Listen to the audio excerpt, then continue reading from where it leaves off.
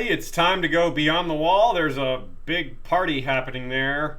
Hopefully we're not too late. Seems like a lot of people have already left early. Things are getting a little cold, I don't know, a lot of ice involved. It's a weird party. An ice skating rink party? I wouldn't skate on that ice. It was kind of thin, Depends on, some of those lakes are pretty treacherous. I want to say to start off that, imagination, it plays a large role in Game of Thrones. A lot of times there are things that on the surface don't make a lot of sense unless you take the time to think about them. Now sometimes they still don't make sense after thinking about them, but whether they do or not, imagination comes into play either way. Now, this does sometimes fill in head-scratching gaps, but it also lets us play with the pending unknowns. So the latter part of that's fun. The first is kind of just, how do we make sense of this? This episode gave us a lot of that, while also laughing at many of our previous guesses. We guessed a lot of things that did not pan out. Sometimes they leave the imagination to things that could have been better explained with one line of dialogue. A lot of things we're going to clarify today wouldn't need to be clarified with a few of those one-liners. And I'm glad that these answers exist. I'm glad that our imagination can find the answers sometimes, but at the same time, we shouldn't have to do that so often. And this episode was Game of Thrones in a nutshell like that. There was great acting, great dialogue, there's fantastic scenery, cinematography, but there was confusion. There was a lot that needed to be explained to make sense of it.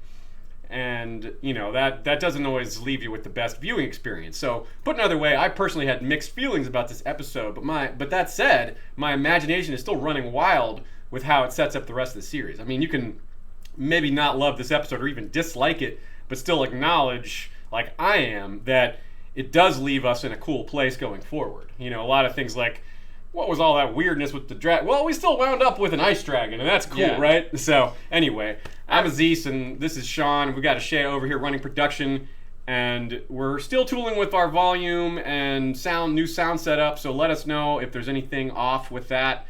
If it's not sounding right, Shay will be keeping an eye on that. Sean, what did you think of the episode? Give us your first take. Along the lines of what you were saying, my quick take is I thought it was good. There's definitely some problems with it, but along the lines of what you were saying is that I think this show has a lot. Well, first of all, it just has a massive audience, right? So it's going to be all kinds of slices of people watching it. And I think for the most part, this show has one reason it's popular, and a huge slice of this show's audience are people who are, I can't quite pick the right word, but I'm going to say invested or mature viewers, people who are going to actively think about what's going on and why. They're going to watch episodes twice and have discussions with their friends.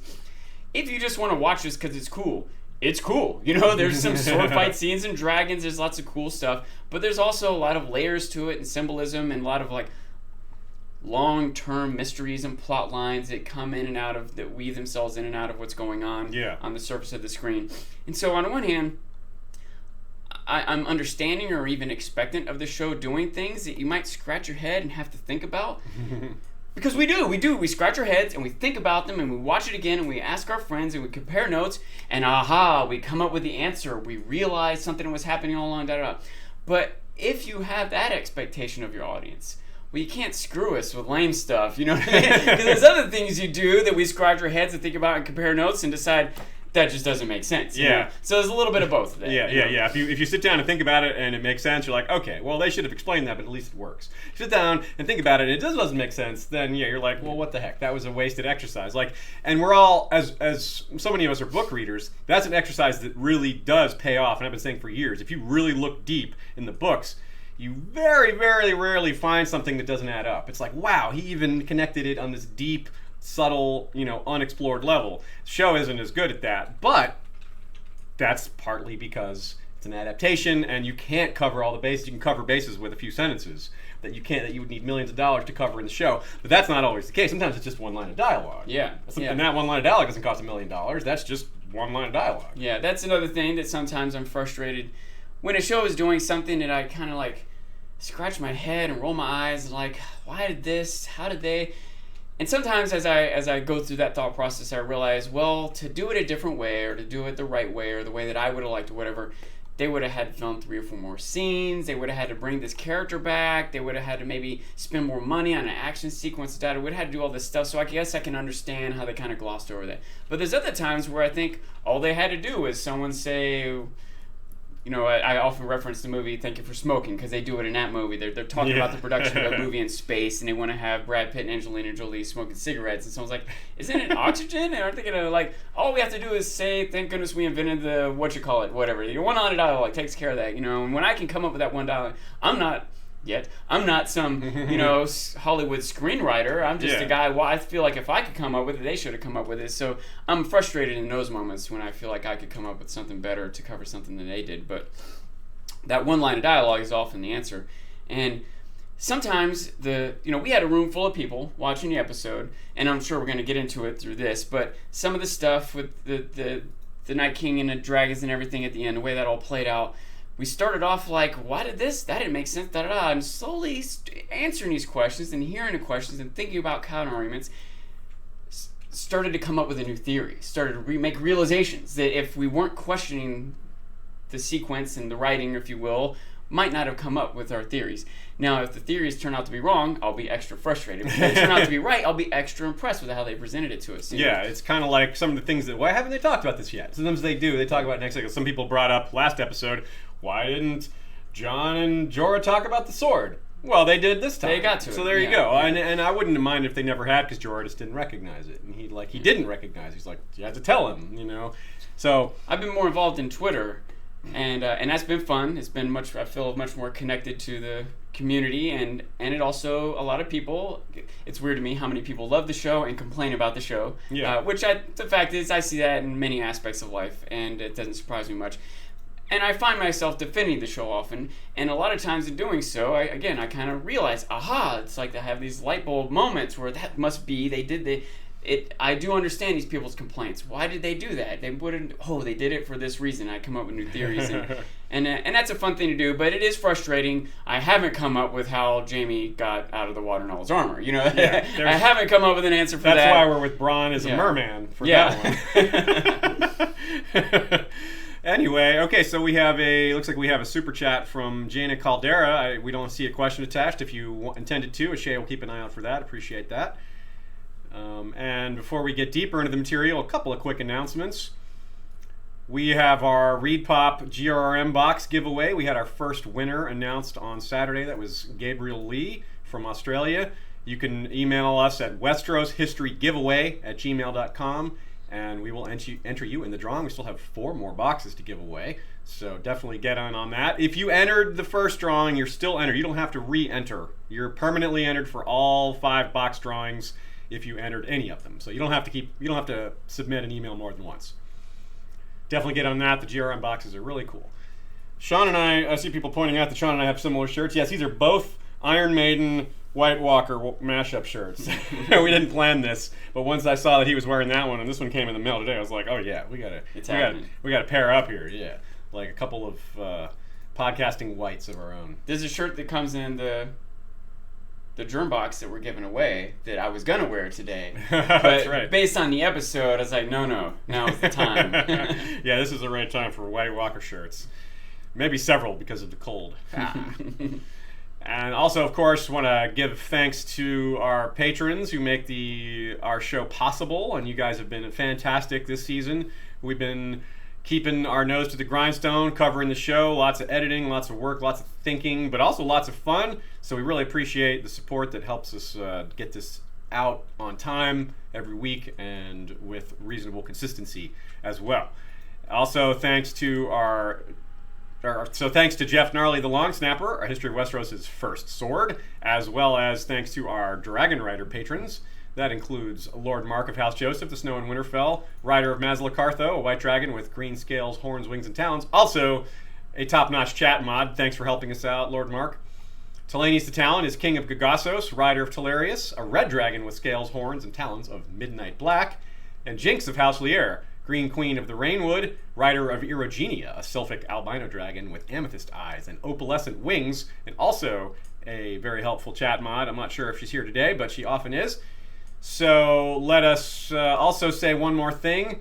We, as announced on Saturday, I know a lot of you weren't here on Saturday. The Saturday episodes are not for everyone because we do predictions and theories, and especially for this week with the episode being leaked, then there's a lot fewer people that showed up, but still we had a nice turnout, a lot of people that stayed leak-free, and we appreciate that. But we mentioned during that episode that we were going to have a chat about non-Game of Thrones stuff after the credits today, and we're still going to do that if we don't go too long. If we just spend a bunch of time answering y'all's questions and we end up going over 3 hours or something like that, we're not going to keep going with the non-Game of Thrones talk. We'll be a little burned out. But if not, we will keep it on going and deal with some non-Game of Thrones stuff for those of you guys who want to stick around.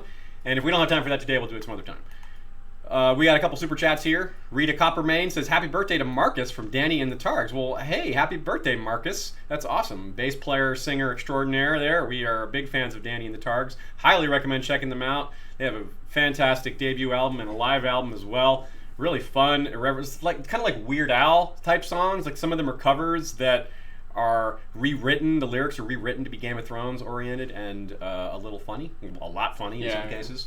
So they're a basic punk sound, and we listen to them a lot. And I like them off the bat, but they just grew on me the more and more I listen to them. And I constantly get their songs stuck in my head now, which I appreciate. So. Yeah, it's really good stuff.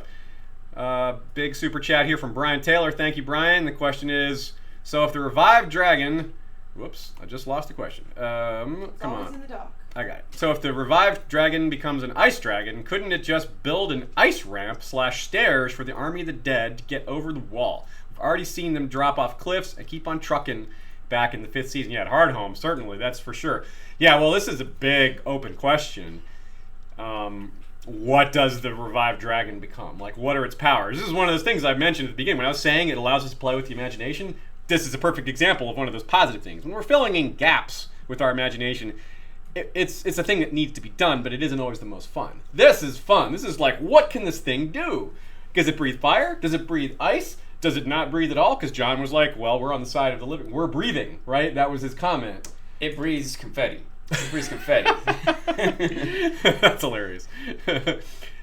I think it could I'm assuming it can still fly, at the very least, because its wings weren't damaged, right? Yeah. But the breathing part, I don't know. Like, breathing fire would be a little weird, but if it does, there's our way for the wall. The thing is, it could fly even if its wings were damaged. If you think about it for a second, however much sense this makes, just give that there is a certain amount of magic in this world, and even, I don't know, in the lore of this type of fantasy thing, we accept a lot of stuff. Like, how does this skeleton move, right? If it doesn't have tendons connecting bone, but it just moves, we don't really question that. So does the dragon need to have wings? If it's just like the skeleton of wings, a skeleton can't walk without muscles. You know what I mean? But it does, and we accept it. So I think the dragon could fly, even if its wings were damaged. Absolutely, because the dragon shouldn't be. You're right. Dragon shouldn't be able to fly anyway. Like, right, the ratio of the weight to the wingspan doesn't make sense. People who know these sort of things say it makes no sense. Yeah, but that's fine. They're magical creatures. Yeah.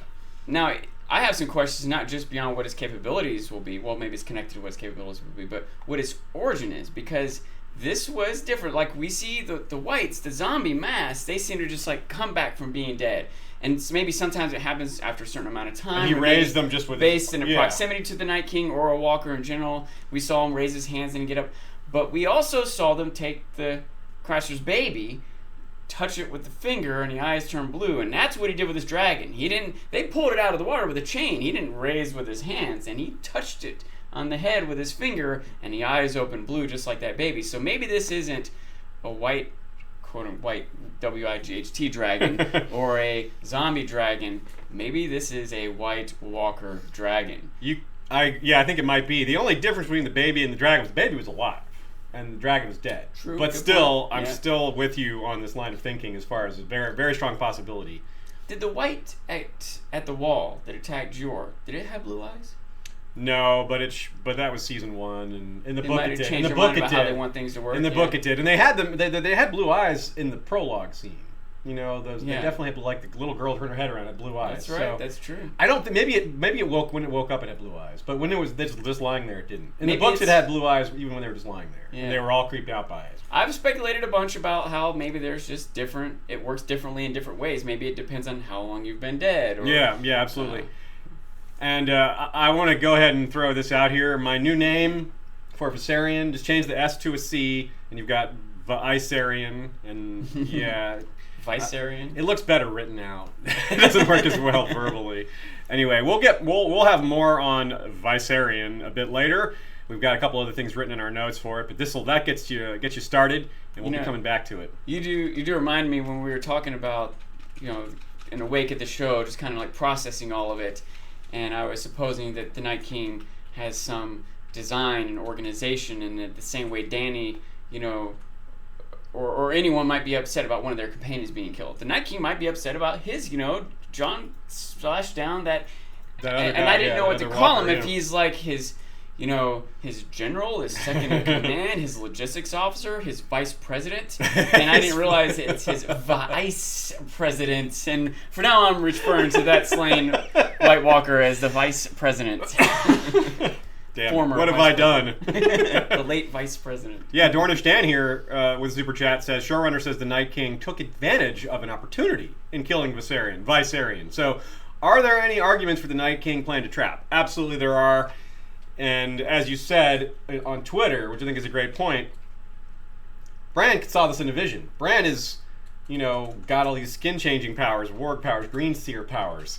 The Night King is got a lot of those same powers, and he knows how to use them. He's had them for a longer time. They're probably more focused and more powerful. I mean, look what happened when Bran sent the Ravens up Night King. Like, it was like, poof, you're out of there. Yeah, so they're on the same. They're tapping into the same sort of magical energies, I guess, because the children empowered. He's got the power that the children gave him, and then something else. Plus, and that's what Bran is dealing with. And these types of visions have come from characters other than Bran. Jojen. Mm-hmm. Sandor can have a vision of things to come. Why can't the Night King? Yeah, absolutely. And based on Sandor's vision, which maybe Beric and other characters also had, they decided to go north. What if the Night King had a vision of himself throwing a spear at a dragon? Well, all right, I will get some chains. Get ready for this. A lot of the things that at first people were like, how did they, or why did this, maybe it's because they're intelligent. There's a plan all along. He saw this coming, etc., etc. I assume we'll talk more about this, but quickly answer your question, I think it was a plan and a trap. I agree. I totally agree. And a super chat from Gray Area. Well, thanks, Gray Area. Shout out to Gray Area Podcast. Great job. Great YouTuber there. Love your podcast. Is the dragon a White Walker or a white, given the way it was changed? Okay, well, I guess we sort of just talked about that. We're definitely both leaning towards White Walker dragon. Maybe it'll be ridden. We haven't seen their horses have blue eyes. We've seen these undead horses, but their eyes aren't blue. Well, the bear had blue eyes, so it's still kind of like... Yeah, some do, some don't.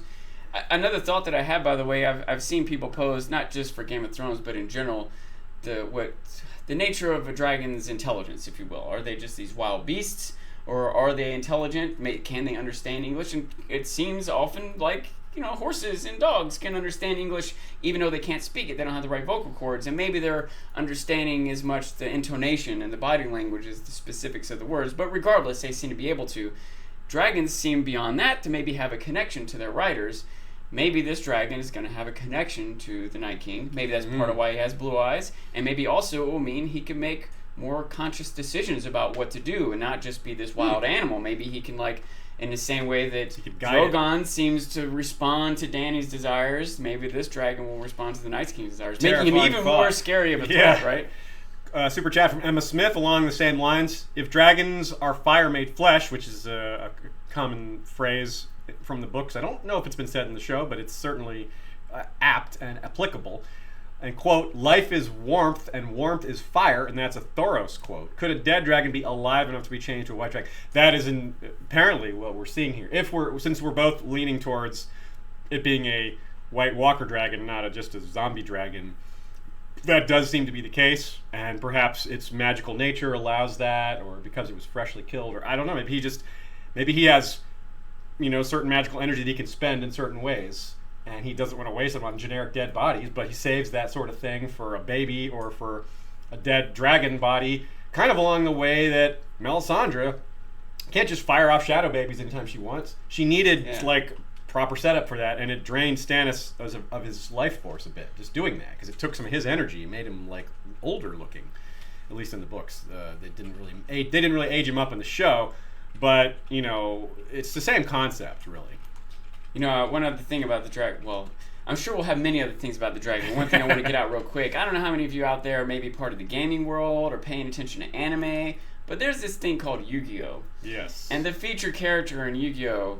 is Blue Eyes White Dragon. And if any of you are interested, just Google that up real quick and you'll see a million images of Blue Eyes White Dragon. Yeah, I got that. He showed me that card long after the episode and was like, well, dang. That was very prescient of them there, huh? Okay, so let us move on here. Obviously, like I said and Sean said, we will have more to say about the dragon and the resurrection of the dragon and what that might mean. But let us continue on with our planned order here. Obviously, if y'all want to interrupt us with another super chat, we're happy to go wherever y'all want us to go. For now, we'll proceed with the order our document has laid out. We have Winterfell here. Winterfell is, well, a good example of something we misinterpreted from the trailers. We saw a lot of things that weren't there. Yet somehow, a couple people on Saturday accused us of reporting on leaks pretending that we hadn't seen them. Anyone who thinks that is being very silly given how many things we got really, really wrong. We thought we saw misty eyes in both Sansa and Arya. And neither of them, that wasn't the case on either. Yeah. We totally misinterpreted what we were seeing there. I guess we were reading into it. Things that weren't there. If you just capture just the right freeze frame moment of someone being upset or something, you can make it look different than the context of everything around it. Yeah, it was really different. Now, something that I thought was really cool, I'm going to back up just a little bit. Michelle is going to show us a screenshot here that I had planned for earlier that I kind of skipped over because we were talking to all y'all with your great super chats, and I kind of forgot. But this was a really cool visual way to introduce the episode, which was passing over along the painted table with the fireplace in the background, which is kind of like, we stop at the wall and that fire is burning beyond the wall. That was really cool. That was really good, and as many criticisms I have for this episode, there's still so many things they did really well. Yeah, I had forgotten about that. It was a quick moment, and it was a little non-standard for what they typically do, but it was beautiful. And someone somewhere came up with that. Man, they should be proud of themselves. Basically, one of the things we do on Saturday is we take a trailer inventory. We take all the things we've seen in the trailers, and we kind of work with that to see what we haven't seen yet. Shots like that, I don't usually consider as part of the trailer inventory, and that was in the trailer inventory. I never considered it because I know we've seen painted table shots, and it's not telling anyway. It doesn't reveal anything. Like there's a lot of shots that actually we did miss from the trailer inventory that just because they didn't tell us anything. Yeah. Like Tyrion standing there at the edge of the cliff with the dragons flying around. There's been several shots like this season. None of those told us any more than any other ones. And it's not like it's hard for us to guess that they're going beyond the wall anyway, especially once the season progressed through a few episodes. But just that the idea of that visual image, and I don't know, symbolism is quite the right word, but that representation to show us the fire to the north with the fireplace relatively north of the painted table. I thought that was really clever. Right on. We have another super chat from Pegleg Pete 1. Longclaw's eyes glowed / went opaque like Bran Warging the last two episodes. First in the cave with Gendry, then as Jon climbed out of the lake. We had clarification on that. Tim Renfro, our friend, looked up or talked to Alan Taylor, interviewed him, and he said no, that was just a reflection. Maybe an ice reflection, but it wasn't intentional. So, cool catch, but it's just a trick of the light, apparently. Which is a good segue back into us looking at things and seeing things that weren't there with Arya and Sansa. A trick of the light, we got to use that somewhere else talking about Melisandre also. Yeah, there's just a lot of tricks of the light involved with Melisandre. Another super chat here from Jessica Caseldo. Oh, sorry, Jessica Cassell. The name, the super chat, and the name went together, so I thought it was Jessica Caseldo, but it's Jessica Cassell. Do you think that Bran will at some point, quote, take the dragon back from Night King and fulfill the Three-Eyes Raven saying he would fly? I think he might. He's really not powerful enough to do that at this point from what we've seen. He can hardly even focus on particular things at this point. His powers are just overwhelming him. Remember, from last season, he was given the full gift before he was ready for it. He was rushed. His powers were rushed, right? Because the Night King was coming. Another thing that we didn't fully process at the time, but when he asked the Three-Eyed Raven, am I ready? And the Raven said no. But it's happening anyway, and we kind of see what that meant for him to not be ready here. So yeah, he's not able to focus and look at specific threats. He's just he couldn't just look beyond the wall and see Night King. He had to send ravens there. And as soon as those ravens got there, the Night King just went poof, and knocked him right out of there. Which to me says that they're a mismatch right now. Right now, Bran is nowhere near his power. Given time, he could get a lot more powerful. And I suspect he will, because right now he's not able to do much, and I suspect that he will be able to do more later. So I'm cool with him being weak at this point and kind of just figuring it all out. It would be a little too much for him to just instantly be some all-powerful, One of the predictions I was making for this episode is that Bran somehow would interfere to help rescue these guys, and since before the season started, I've been predicting that Bran and the Night King would have some sort of psychic battle, but Bran wasn't part of this at all, and so I'm a little more suspicious, and maybe Bran will somehow work the dragon back under his control, but will that just be temporary in the middle of a battle to help to turn the tide, or is he going to save him? I don't think he's going to save him. Just grab hold of him long enough for him to crash, so he hits the ground. And I think that I don't think it's realistic for Bran to get to the Night King's level. Bran might get beyond where he is now, but the Night King's had centuries and centuries, and the Bran had days, weeks, even if you give him years, how is he catching up to the Night King? And it's my thought, and this is connected to another bigger thought that I have, is I think in the end, it's going to take everyone's combined efforts to beat the Night King. Yeah. Assume it's even about beating him and not some sort of compromise or something like that. Yeah. I think it's going to take, because even Dany's dragons, that wasn't enough. You know what I mean? They were powerful, but they're not invulnerable. The Night King was ready too. Yeah. And in fact, you might just be giving him more weapons by using their dragons. So maybe Dany and her dragons, and Jon, the soldiers of the north, and the Dothraki, and Bran's psychic powers, maybe if all these forces can align themselves. But right now, they're just squabbling over who sits on Iron Throne, Yep. Super chat from Jaina Caldera. After Littlefinger warned Sansa Brienne would protect her if Arya attacks, Sansa sends Brienne away. Does it mean Sansa will hurt Arya? Love from Portugal. I don't think it means Sansa will hurt Arya. By the way, love from the U.S. Thanks for that, Jaina. I don't think it means Sansa will hurt Arya. I think it means that Sansa took the opposite of Littlefinger's advice because she doesn't trust him. It's kind of tricky because she seemed to go to Littlefinger for advice because she was having trouble with Arya, which is exactly what Littlefinger wants. Littlefinger wants Sansa to rely on him. He wants her to need him because that's part of his game, is to get close to her and be a valuable ally so that she likes him. She wants to. It's part of his creeping plan. And I don't think it means Sansa will hurt Arya, but I do think things might happen to continue their conflict, especially Jon's kneeling. That might be problematic.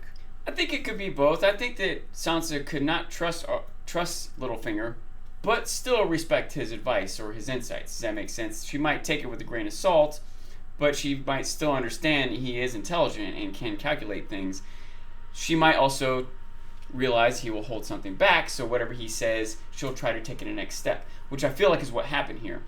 She, Littlefinger, which is also what I think Littlefinger intended. There is this implication that Arya might hurt you, so Brienne can protect you. But if you want to hurt Arya, then you need to get rid of Brienne.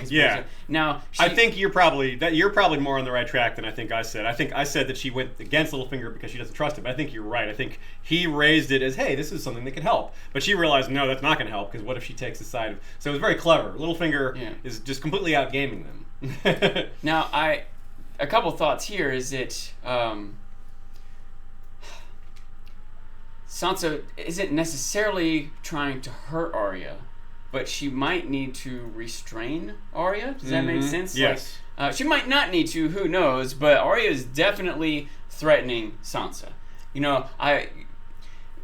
Hurt is an interesting word, okay? But I think if I pull a gun on someone and say, get out of my face, get out of my house, move out of my way, I'm going to kick your ass, something like that.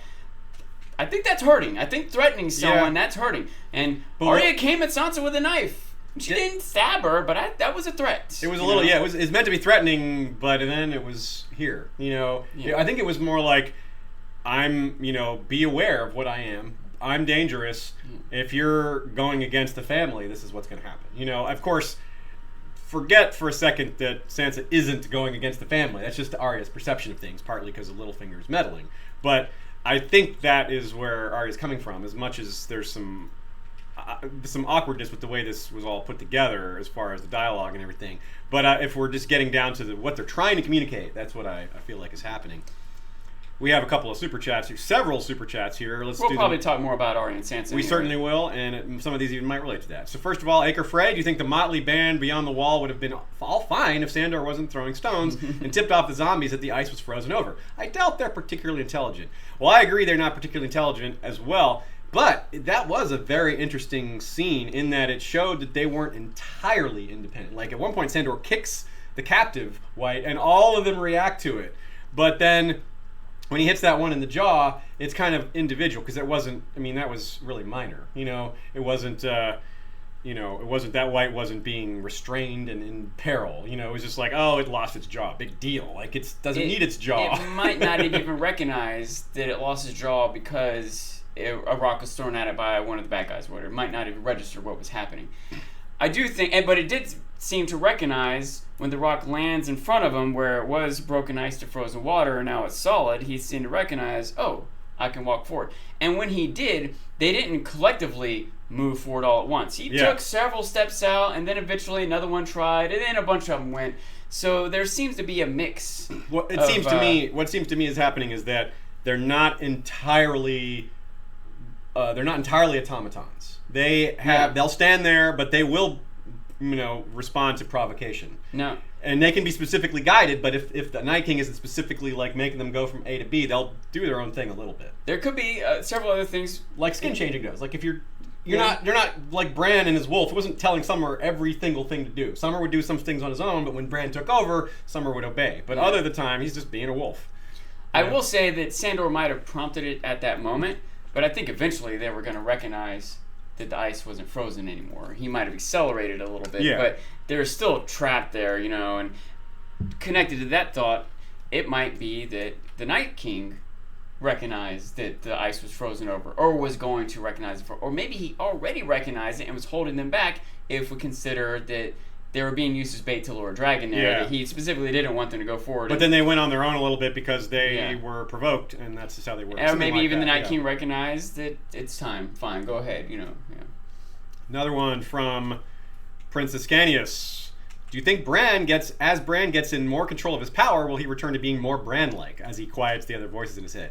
Absolutely. I think we brought this up earlier in the season, that we even compared him to like a character like if you've seen the show Legion, someone who has like a bunch of voices in his head. As he learns to control that, he regains his own personality quite a bit, or gains some personality. I'll say I'm suspicious of that. I'm suspicious of it. Yeah, I'm not sure it's going to happen. I think that's definitely a good theory. He might become more Bran-like, but that's how much more Bran-like. Right. Well, I mean, the Three-Eyed Raven had more humanity in him, the old version, this Blood Raven version, than Bran currently. Yeah, step one is become more human-like. Yeah. Right? Then become more Bran-like, Super chat from Bernadette the Burnt. Hi. Someone in my death pool chose Viserion to die and also Benjen. They think both count. Opinions? Thanks for all the great content y'all produce. Huh. So we need to settle a bet? Is that what's going on here? Well, I think Benjen was just torn to shreds, so I don't know. I think that one might be accurate. Viserion is dead, but still living? And is animated?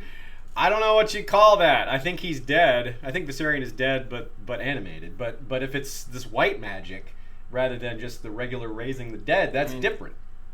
I don't know if we know yet. I think you could look at this a lot of ways, and if you're going to bet on something like this, you need to define your terms better. But I think it's completely fair to say that they were both killed, which sort of implies that they're both dead. But like Benjen was dead already, but I think that you could be dead already and be killed in the world of Westeros. So we're afraid of Jon getting killed, even though he's already died. So yeah.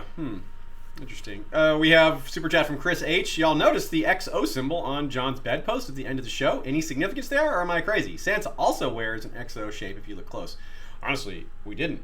I didn't notice that. We'll have to go back and look. We'll take a look in between now and Wednesday and see if we come up with anything. Hugs and kisses, right? I mean, that's Jon wants that in his bed. Of course, that wasn't his bed, but maybe he carved it. It's like, if I'm sleeping here, I'm carving this. From Paul Fries, greetings Ashea, Aziz, and Sean. You guys are my favorite Game of Thrones and A Song of Ice and Fire show. Thanks for all your efforts making this great content. Well, thank you very much, Paul, as well. We're doing our best, and we will keep going, and it really helps to have people like you letting us know and giving us motivation and encouragement.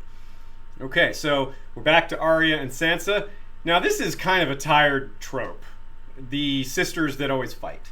And part of the problem here is, apparently, and I didn't verify this, it's just so easy to believe, though, is that they don't have any female writers right now. And that causes problems when you're writing woman-on-woman scenes, and especially when you're writing younger women scenes. Because it's not that men don't know how to write women, it's that they didn't live through these experiences. They didn't live through growing up as a woman, and that just gives you more perspective. So it is a little bit problematic, if not a lot problematic, that they didn't, that some of these, I see a lot of women are like, this is not how it would go. To be fair, Sansa and Arya have never gotten along. They've never gotten along. Like, Arya's throwing stuff at her, and Sansa's looking down on her, even when they were kids. So they've never particularly been close. But I agree that it's kind of a tired trope to have sisters fighting. Yeah, and even if there was a woman writing, I imagine a woman who grew up with 3 older brothers might write differently than a woman who grew up with 3 younger sisters, might write differently than a man who grew up with no siblings, and so on and so on. There's a lot of different perspectives here, yeah. I mean, I grew up without brothers or sisters, so my perspective is totally different. I don't have any. I have an only child perspective, That said, I still would like to think that they would have more diversity in the writers, and that if this is problematic, that may be part of the reason why, Right. And now, if there were some women writers, which you would expect is kind of normal out of enough writers, some of them you would expect to be female, people wouldn't even be able to raise this complaint. Yeah. Not that they shouldn't. I'm just saying that, well, there are women writers, so I guess it's not that. But this is what happens, when you cast doubt. Yes, you cast doubt, exactly. So anyway, but we don't need to dwell on that. But I do think it's important to point out. Now, Sean, you caught something interesting here that I didn't notice. Shay's going to pull this image up here as Arya and Sansa are chatting on the ledge there, talking about her archery anecdote, which was really cool. I really liked that anecdote. It was really good, especially because it just makes Ned's, just like, man, Ned was really good. He was a good father.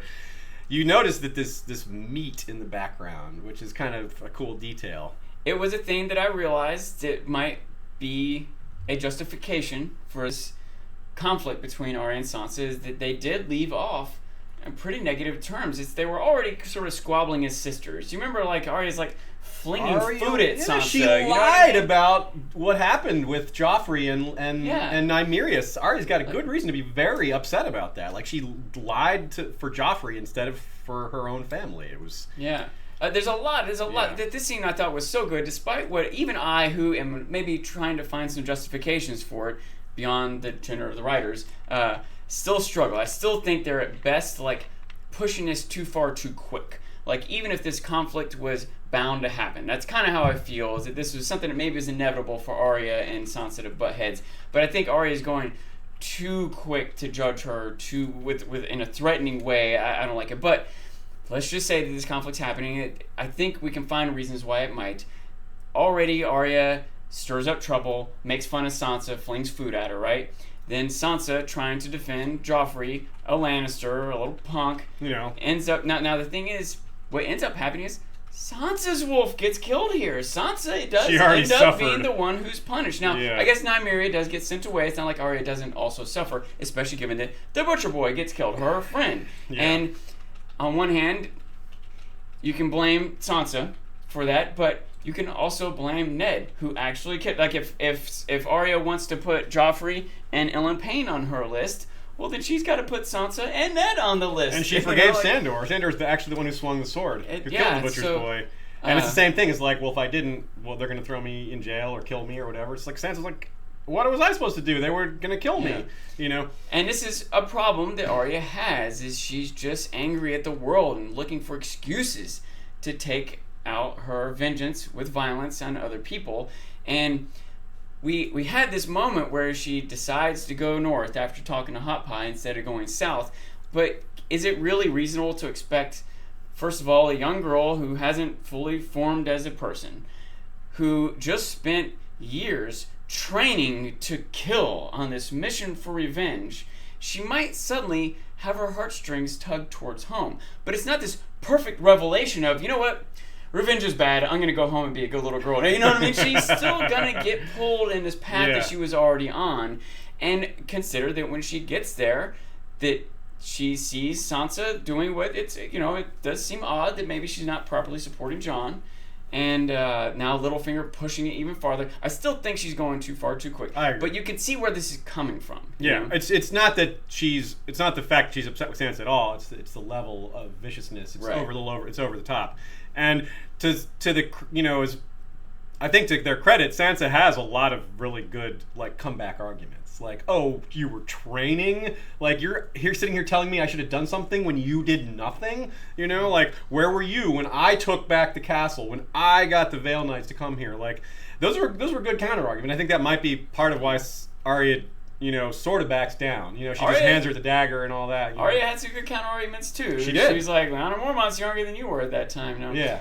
And I don't know who to give credit to memes online, but there was a good one where it showed Arya saying that I saw you standing there when Ned was killed, and then there's an image of Arya of Sansa like struggling and screaming and crying while Meryn Trant holds her. You know what I mean? It's not like Sansa stood there and let this all happen. She was yelling and objecting and crying and physically being restrained by an armed man.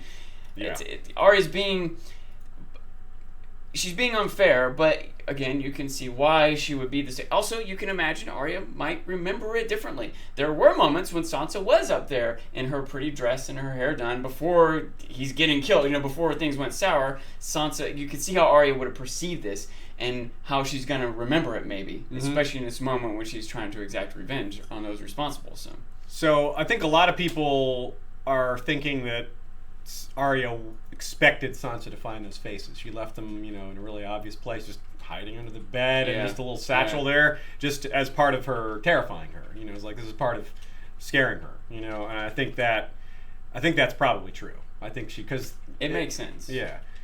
Do you think she expects Littlefinger to find them? No, I don't. And that leads us to a question here. From Lady Suzanne Sinestral, a hand of the beard. Do you think Sansa and Arya are duping Littlefinger and putting on a show with their arguments? Otherwise, her so forcefully sending Brienne away makes no sense. Plus, I don't really think Arya should be that easily fooled. Well, it's one thing for Arya to be that easily fooled.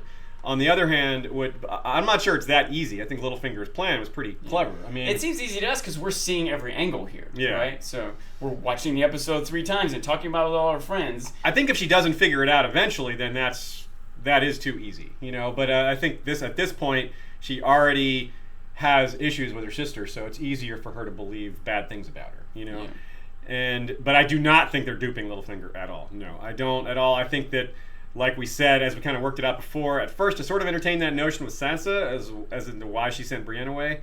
But no, I think that this Littlefinger raised doubts about who Brienne would protect if it all came down to it. And so she's like, well, I'm not taking this chance. I'm sending Brienne away. And she had a good use for her, too. Now, that said, she is being very naive about a lot of things here. Sansa is. Her whole speech to Brienne about not needing protection is just wrong. She absolutely needs protection. Yeah. It's just think about how many kings and queens have king's guards and how much they're needed. I mean, Robert was a badass fighter and he had a king's guard, and they didn't save him from the boar. But they may have kept him alive an extra few years, They may have kept him alive if they were more control of how much he was drinking. Yeah, that's right? Now, I can see why Arya, I don't know if she's being straight naive here, because we just got a scene of the Lord standing up and saying, we're here for you, not Jon. And she is home. She did I'm talking about Sansa being naive, not Arya. But I think... Yeah, that's what I'm saying. Oh, okay. Sansa has lords telling her that we're here for her. Those people aren't going to turn on her. And she quickly tells Arya, I have hundreds of men here to support me. And Arya's like, well, they're not here right now. But you see where... not to say she isn't naive at all, but you can understand why she would have this confidence in her safety. Yes. So there's a little bit of a hint drop there that not even Podrick is going to stay up there, and also that Podrick is getting pretty good at fighting, according to Brienne. But I guess Brienne and Podrick are to stay together, and the fact that Brienne and not Sansa is going to represent the North, this armistice, is really interesting, because apparently Jon and Dany are going themselves, like straight up, as far as we know at this point. So it'll be kind of odd for Sansa to not be there, because all the actual leaders will be there except her, and then Jon won't be able to explain in person to her why he bent the knee to Dany, and that might have a ripple effect. It will be tough, but Sansa can't. Just think about it. She can't leave Arya in charge. Sansa can't leave. She has to stay. It's already bad enough that Jon left. So. Must be a Stark and Winterfell. You know that those words are never more true than they are right now. It's very, very, very, very much important right now. Looks like we have about 600 people here live. Thank you very much, folks. We appreciate that. Hit the like button if you can. If you can't, well, I don't know why. Why can't you hit the like button? 400 more and you're going to get me dancing. That's right. We're getting there.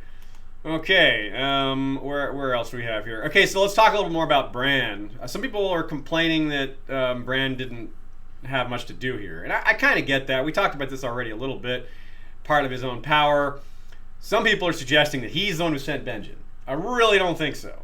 There's been no evidence that they can communicate, although Benjen was definitely sent by the previous Three-Eyed Raven to help, you know. I thought the writers sent Benjen. But here's the thing. What else has Benjen got to do in the North? He said, I'm going to help for as long as I can. What else does he have to do besides keep an eye on the army of the dead?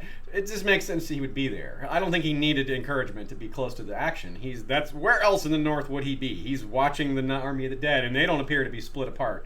So he's there, he's keeping an eye on them. He can't get too close or they'll see him, and he hears the action. You know, he hears roars and flames, and so he comes into the action. Now, and of course, it's still, you know, a last-minute rescue thing, which can be cheesy, but as far as why he was nearby, I don't think you need some sort of fancy magical explanation. It's just, where else would he be? I do struggle with it, that very question you asked. Where else would he be?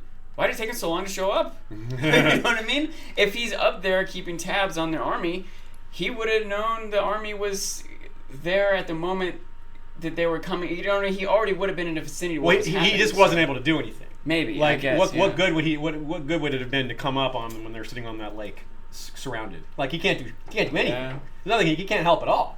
You know, so I could see him maybe waiting for an opportunity, or if they attack. You know, he could have maybe distracted the Night King from behind when he's throwing that spear. Maybe he didn't realize that was about to happen. I'm not sure. I mean, there are things he could have done, but it's not reasonable to say he should have done that. Yeah. You know, because you know. Anyway, a couple super chats here. We have from Jay Crook. Is the bear so large because an ice bear? As an ice dragon? If so, does that mean that Viserion will become even more gigantic? I don't know about that. I think it was just a big bear. Bears could be that big. Yeah. Polar bears can be huge. Yeah, so I think that was just a large bear who just really wanted to love on Tormund, but Thoros got in the way. You know, it's hard for him to tell. He doesn't have good eyesight. He mistakes one redhead for another. It's easy enough to do. Also a super chat from the Snow in Winterfell, since we're talking about Winterfell. Is that invitation coming from King's Landing awfully strangely timed? The meetup is Tyrion's idea, not Cersei's, and there shouldn't be a set date yet as the White wasn't captured yet. Is that Littlefinger's involvement? You know, I hadn't thought about this too much. I hadn't thought about the timing of that invitation, but Cersei may be inviting them to come because she still is saying, you know, like acting like they're her dominion. Yeah, you know, she's still kind of like, well, these are my kingdoms. You know, you may be saying you're independent, but no. It could be that they're going to meet, whether or not they bring the White. You know, they're going to meet one way or the other. Again, this is the type of thing that maybe they could have given us a line of dialogue. We're going to meet at this time, whether you're back or not. So if you don't get it, just come back. You know. But it is possible that, you know, that is a worthy consideration that didn't come from Cersei. You know, I didn't think of that as a possibility. That's a good catch. It may not amount to anything, but it's absolutely worth considering. The letter might be false, and Sansa went and burned it. Yeah, so there's not going to be any proof. Too, yeah, it was kind of odd that she burned it, but maybe, I don't know. I don't know why she burned it. It seems like that parchment would just have value. You know what I mean? Like just for someone else to practice their handwriting on. Or... Sansa likes fancy things. She's not going to use used paper. Now, I have to weigh in on a theory that's coming around, that's been around for a while. I think it's kind of ridiculous. So no offense to anyone who likes this theory, but I am not on board with Bran is the Night's King, that some sort of time loop is happening. You can't really, in my mind, jump from Bran affected Hodor in the past to someone being two people simultaneously in the same timeline. I just can't take that seriously. I can't say it's impossible. Of course it's not. Of course it's possible. Anything is possible with magic and time travel, especially. I'm all for brainstorming, but I don't even call this a theory. It's an idea. Theories, you need evidence for a theory, and this doesn't have any as far as I'm concerned. It has things that fit. which is that's not evidence. Evidence isn't things that fit. Evidence is things that point to this, which they don't. It's an idea that you can't eliminate because there's just nothing to disprove it. But that's not how theories work. You don't start with that you can't disprove this and work your way from there. No, the evidence is on, it's called the burden of proof.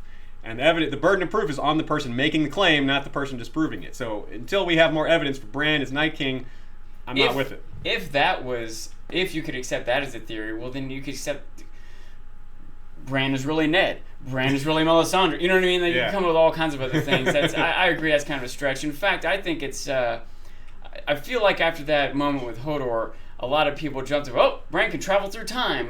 I think that's a stretch. I think that just because one time we saw some sort of a time loop doesn't mean Bran is a time traveler. You know, that's a paradox that occurred in time. He didn't have any control over what was happening there, and it doesn't mean he can do it again. And even if he could do it again, it might not have the same effect. He might get trapped there. Maybe it's a Three-Eyed Raven doing it. Maybe it's a series of coincidences. I think it's a lot of big assumptions that you make. And beyond anything else, I just don't think that's how they're writing the show or this series of books. It's just not... This thing that happened one time is not the way things are going. Yeah. Does that make sense? Just look at everything that's happened so far. Look at all the ideas that people have about where it's going. And you really think what's going to happen is it's all about time travel. It's just, in the same way, right? Yeah. In the same way that I don't think that Arya is just going to take out every house that's against her by poisoning their wine. That's just a thing that happened this one time that probably had a lot behind it building up to that moment. She just isn't going to run around doing willy-nilly. That's not the way they're going to resolve all the conflicts of the show. Now, here's the thing I do think. Now, some people have pointed out, and I agree or disagree on your own, it doesn't really matter, that the actor playing Night King is made up to look like Bran. That's entirely possible, and that might be intentional.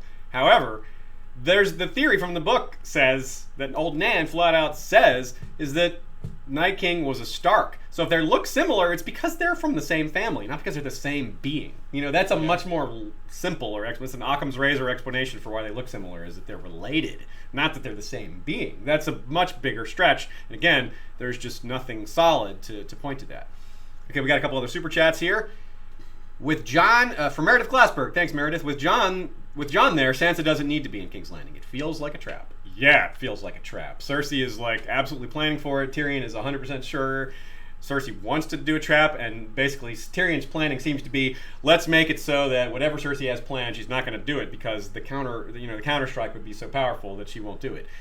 I'm very curious what it's going to be, and it's something we'll talk about a lot more on Saturday. We're going to analyze the trailer shots, see what else we can come up with. So more on that on Saturday. It's really more of a Saturday topic, predicting what's going to come. But let's just say for now, I don't really have a lot of ideas, but I agree it's something. It's something, and I'm really curious to find out what it is, but we may not be able to figure it out ahead of time. So far, we keep seeing Tyrion get outmaneuvered by the Lannisters. Yes. Maybe it'll turn around. Maybe Tyrion will finally get it right one time. I hope so. But I and maybe so. It will be I'm a monkey worried, though. And maybe it'll be a monkey wrench if Sansa doesn't show up. Whatever Cersei did have planned. Might not work without Sansa there. Yeah, or might just not go as well. Okay, also for super chat from Miss Arsenal 18X. Thank you, Miss Arsenal 18X. People complain about where the White Walkers got chains from. We don't even know if they eat or sleep or use the loo. Lol. That's how we know you're from England, because you said from the loo, which is cool. I like that term. It's a much nicer term than bathroom. Yet people complain about chains in a fantasy world? It's ridiculous. Yeah, I'm kind of with you there. I mean, the chains could be, for all we know, those chains are literally made of ice and they're not metal. For all we know, they were taken from Hardhome. They were taken from Mance's army. I don't know where Mance's army got chains, but they've had. If you consider that the Night King had a vision and this was planned out, he may have had centuries and centuries to come up with some chains. It's not hard. And if we can see the White Walkers having this sort of organization to, I guess go on a scouting trip, finding that fire and setting a trap, organize the men in a circle around, having spears to throw, that using the chains, like pulling the chains, that they have some level of organization and planning. Maybe they could build spear. Maybe they have blacksmiths. Maybe that's more of a stretch, but I don't think it's like it. All those are chains that came from the anvils of ships. Yeah, that's to me an easy explanation. It's entirely possible. Yeah, it's just because we don't have an obvious where do they get chains? It doesn't mean there isn't an answer. It would be nice to have one line of dialogue, but where's that dialogue going to come from? You know, this is one of those times where it doesn't make sense for us to get that one line of dialogue, because where would it come from? Who's going to utter that line of dialogue? Yeah. This is the Night King with that but here's the other Vice thing. President, go fetch the chains, Vice President. That joke's not going to get old anytime soon.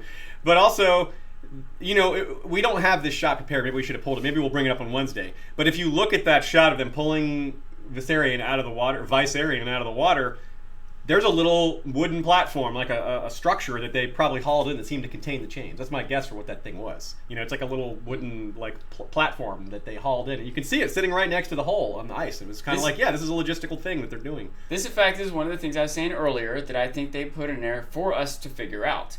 I think the fact that they had chains is a clue that they had a plan. Yeah. That they weren't just randomly wandering around like zombies with a bunch of chains, that they brought chains on purpose for a reason. Yep, and that just like those ice lances. They fashioned those ice lances for throwing that ice spear thing. It's like the ice scorpion, you know? Yeah. And they were like, what else would that thing be good for? Like, I mean, I can imagine it's a pretty awesome killing weapon, killing a giant or something like that. But as we know, they were sitting there on that ice island. He could have launched that spear at them while they're sitting there, and you could say, "Oh, it's bad writing." No, it indicates it's another clue that those guys they were waiting. Bait. They for were the bait. dragon to Yes, come. Yeah. Very much so. Yeah, I think that works better. And even if you disagree that that's not what it was, it's hard. You can't really argue that isn't a valid interpretation. You don't have to agree with our interpretation, but you can't say it doesn't make sense. It works. It absolutely fits. The other option is the writers are all stupid. You know what I mean? Yeah. And if you want to go with that, okay, fine. But it's weird that you're still watching the show. You know? Yeah, I'm not going to say the writers are all perfect, but I think in this case they had a plan, and you're asking these questions, and I think there's an answer to them. So. Yeah, it never. I never will just accept that the writers are stupid as an answer. That's just a lazy answer to me. Some mistakes, yes, writers can make mistakes. They're human. They can make bad choices, but just. The writers are stupid. Is it terrible? Is just not. That's never. That's a non. I don't deal with that kind of lack of nuance. They could be bound by budget. They could be bound by time constraints, schedules of actors, capabilities of CGI, and they might write themselves into a corner. And I would say that's a mistake. I can see a lot of reasons why they might do something that we're going to complain about. But I just don't happen to think this is why. I still want to complain about about Jaime and Bronn coming out of the water, but I'm not complaining about the chains. I think that makes sense. All right. Well, we haven't even gotten to the main section on the behind the wall action. So beyond the wall action, but we will get to that. But obviously, y'all want to keep throwing the super chats at us. We'll be happy to keep answering them. This is a community experience here, and we'll go in the order you guys want us to go in.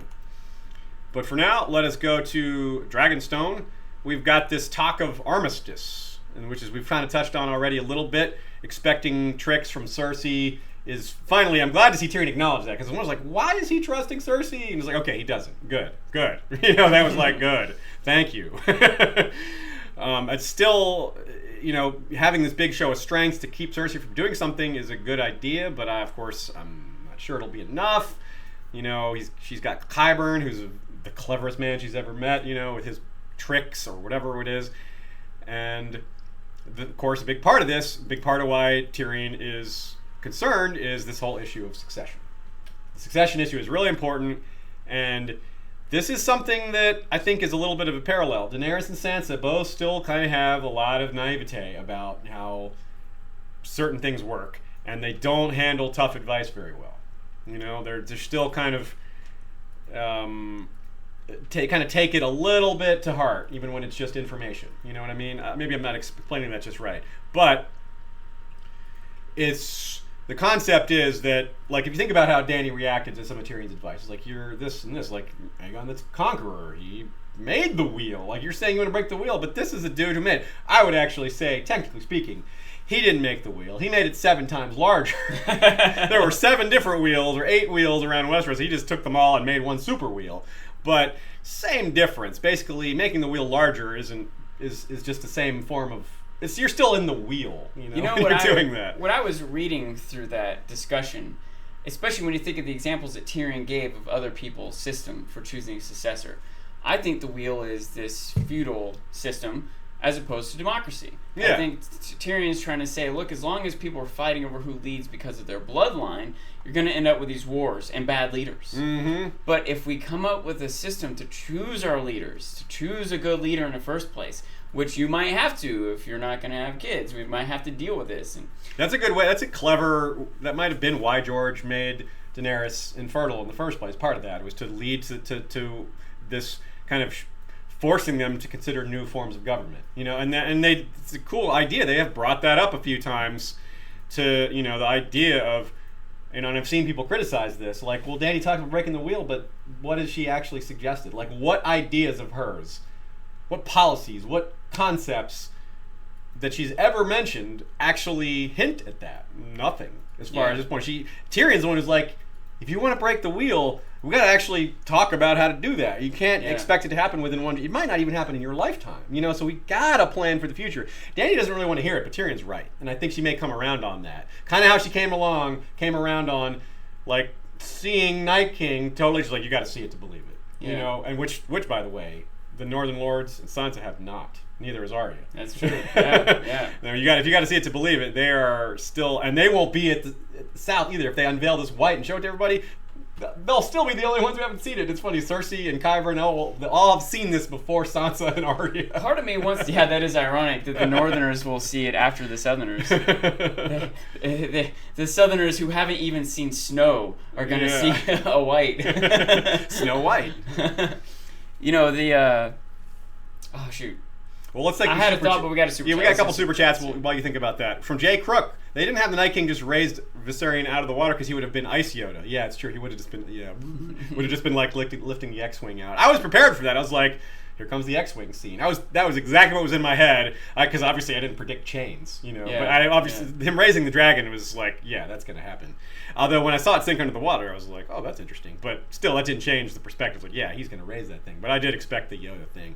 Because we already saw that. Like, he already Yoda'd those dead at Hardhome, I mean, he didn't raise them up out of the water, but he just lifted his hands and come at me, bro. Come at me, crow. If I could give myself a little credit, the moment when I started to piece it together in my mind was when Sandor threw that rock. Yeah. My mind was like, well, they gotta throw that rock back. It's like, they're gonna take on the dragons. You're feeding them ammunition by throwing rocks at them. Like, oh god, if Dany's gonna come and save them, and he's gonna steal the dragon. From rock to dragon. Also, super chat from Spank My Tater. That's the best super chat name so far, I guess. Night King used the supersonic ravens to get chains. Lol, loved your panels at almost said Clash of Thrones? No, at Con of Thrones. Keep up the good work. Well, thank you very much, Spank My Tater. We expect to be at Con of Thrones next year as well, and maybe by then we'll have a better understanding of supersonic ravens. So Dany is just adamant. She's like, no, not until I wear the crown. No, and it was that same kind of like the real thing that struck me as a parallel between Sansa and Dany is their inability to admit danger to their own person. Like, Sansa's like, I have nothing to worry about. I'm surrounded by friends, blah, blah, blah. And Tyrion's like, those arrows that flew at you, like, any one of those could have hit you. She's like, meh. Yeah. I remember the thought that I had a moment ago is you would think Brienne coming back saying, whoa, I saw it, there really are zombies. You would think that Sansa would trust that. But based on the interaction you have with Brienne just now, maybe not, probably not. Yeah. Even Dany, who seemed to be like, okay, fine. She's like letting Jorah go north. She seems to be accepting, okay, you guys aren't lying. There really are zombies.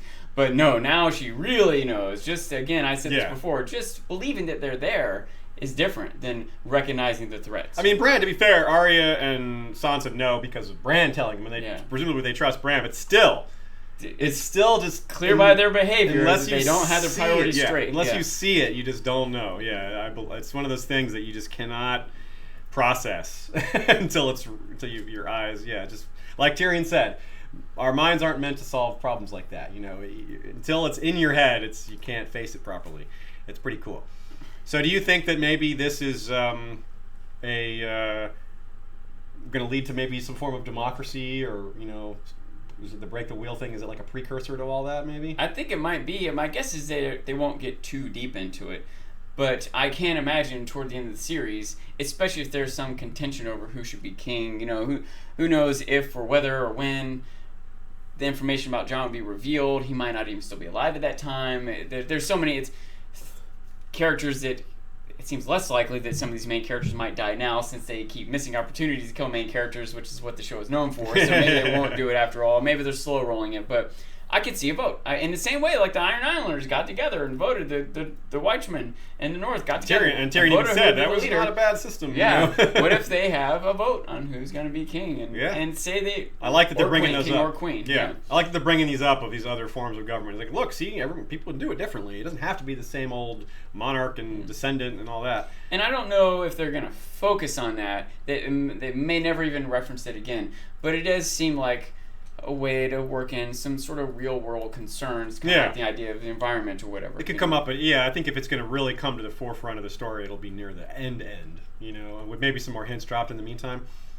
Now, there's also important references here to having children. Several hints are made about having children, and both Tyrion flat out brings it up. You know, you can't have kids. You know, we know that, so we got to have a succession. It's important to clarify. He doesn't say she can't have kids. He says that she says she can't have kids. Now, I believe her and there's evidence. Like, she's been sleeping with Dario and obviously not taking any precautions because she thinks she can't have kids. Yeah.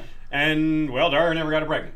So, and they clearly did it a lot. Yeah. So maybe Dario's shooting blanks, but that would be kind of a little cheap, a little cheating. But maybe something will happen to make it possible. Yeah, or maybe it takes the right person. Maybe it has to be Jon, or whatever. But something magical. But maybe this is back to what we were saying. This is their vehicle to maybe have to kind of force them to come up with a new style of government, or at least lead to some changes in how the wheel always has turned. Even that is a thing that exists in history. Is rather than the first son inherits, the successor is named by the current ruler.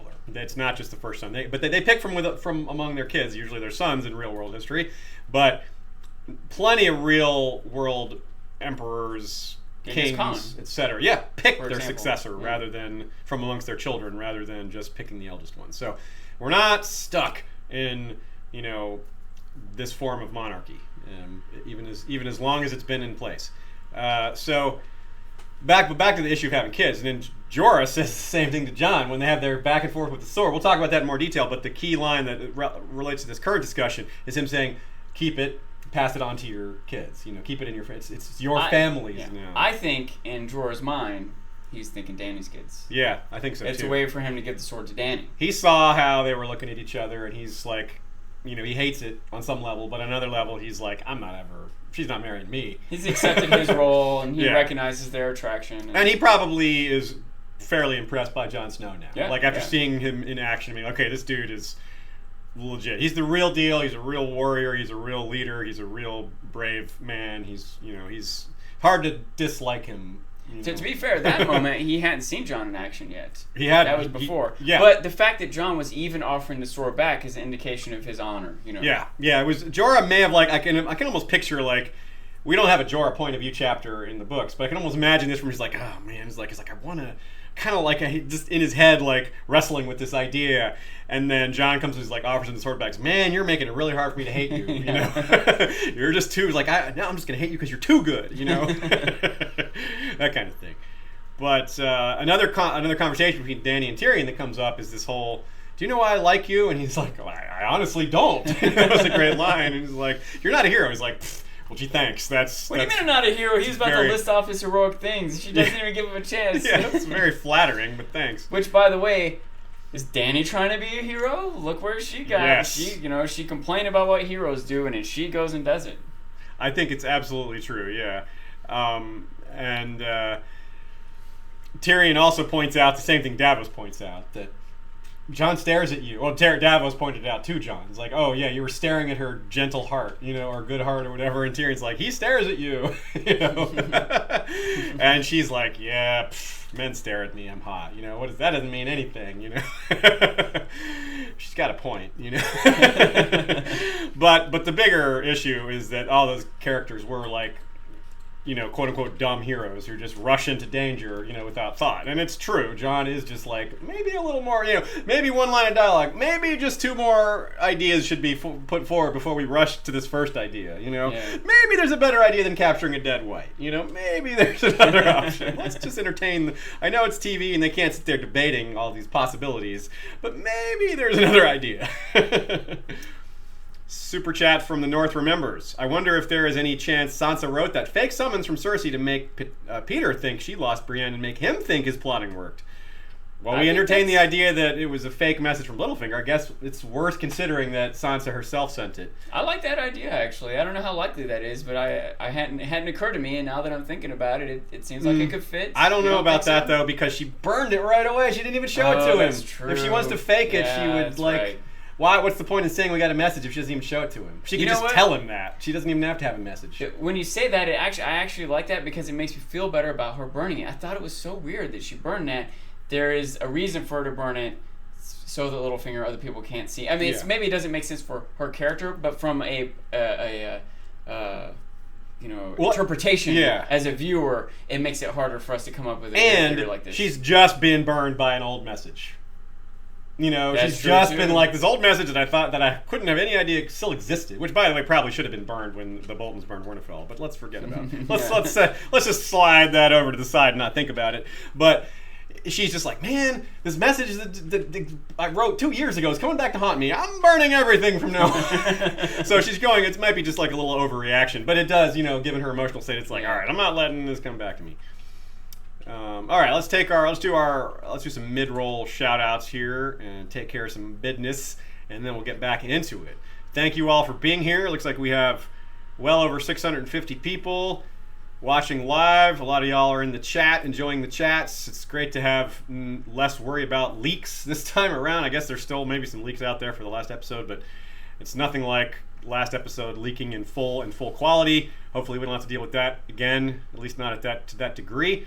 But yeah, thanks everybody for being here. Hit the like button, and let's move onward a bit. Next up is shout-outs for our Ironborn captains, who are probably wondering what's happening with the Ironborn this season. They've been suspiciously absent since early in the season, but there is reason to believe that Ironborn nap will cease, and that we will see them in the finale, but we'll have more about that on Saturday. So thanks to Kathleen the Ruthless, captain of the Night Terror, motto, don't fall asleep. Black Macho Stormrider, captain of the Rusted Hinge. Rebea, Lady of Waves, captain of the Iron Shadowcat. Tusk Shield, breaker captain of Kraken's Fury. Oijan the Wanderer, captain of Naga's Living Flame. Sir Selvus Redblade of White Harbor, captain of Trident of the North. Lord Chucklaws, captain of the Drummond Nightblood, destroyer of evil. Mad Zack, captain of the Red Wake. Heron Burntbeard, captain of Smoking Narwhal. And John Gregor, captain of Fist of the Drowned God. To join Patreon or to check out what Patreon's all about, go to historyofwesteros.com and click on the Patreon link on the right sidebar, or just go straight to patreon.com/historyofwesteros and check out all the different rewards and different things that we give back in exchange for your support. Heron, you be careful with that beard. Yeah, watch out. Sean's real worried about those burnt beards, man. Watch out for that. Okay, also thanks to our Blood Rider patrons. That is Kohol Koi, called Sunpiercer, Master of the Bow, and Vorsaki, which is the Dothraki word for flame. And she is the wielder of Valyrian Steel Arak with a dragon bone hilt. It is as yet an unnamed weapon, but fearsome nonetheless. I think it's cool that both of our Blood Riders are women. We are well protected by them. All right, let us get back to it. Actually, I have one more plug I neglected to mention here.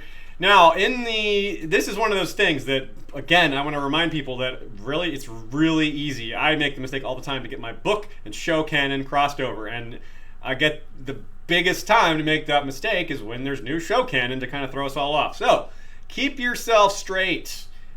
Get the audiobooks from audible.com. I'm not just pitching them because, they're a sponsor, but because I listen to them on Audible. It is really helpful, really handy, and it keeps me straight on the facts.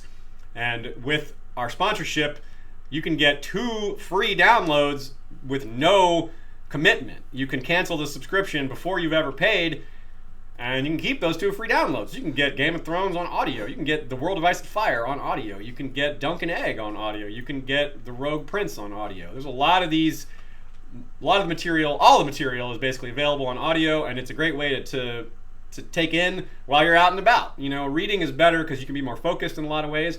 But hey, bring Game of Thrones with you when you're walking around, jogging or doing chores outside or driving to work or whatever have you. It's a great way to get extra Game of Thrones into your life.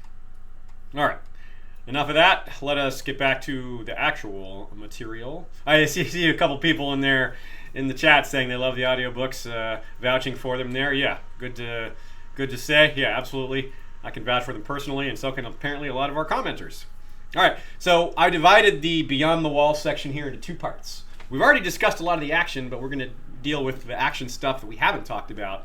But the first part is the Beyond the Wall chats, the conversations that happened before the action. And this was the thing I think we looked the most forward to. Other than the mysteries that we couldn't possibly predict, like what's going to happen, how is this all going to be resolved, we knew there were going to be conversations, or at least we strongly predicted it, all this walking around. We went way out on a limb and predicted that they were going to talk. While walking, yeah. Sure enough, they did. And it was as good. It definitely met my expectations. I think this might have been the strongest part of the episode.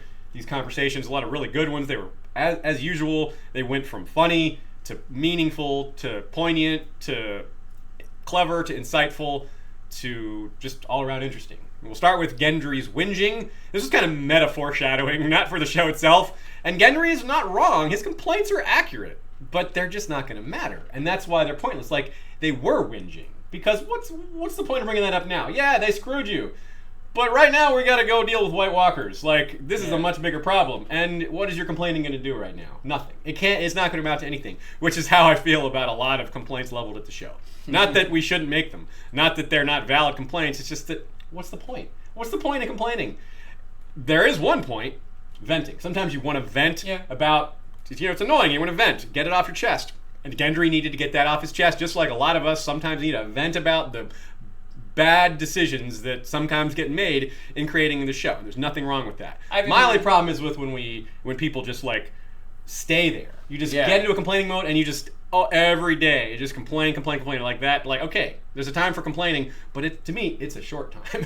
And then you move past, focus on the good, and enjoy yourself. That's just me. I brought that up with the Tyrion Jaime dialogue when they had like these bits of anger that had been stewing in them. They needed to get it off their chest, and then they're able to move on. And another moment, a little bit of a tangent here, but when we got done watching the episode and everyone at our house had been watching it, we start talking about it, and most of our talk is complaining about how fast can a raven fly, and why did the Night King have chains, and we're mostly complaining about some logistical stuff. And one of our friends pointed out that in of itself is a problem.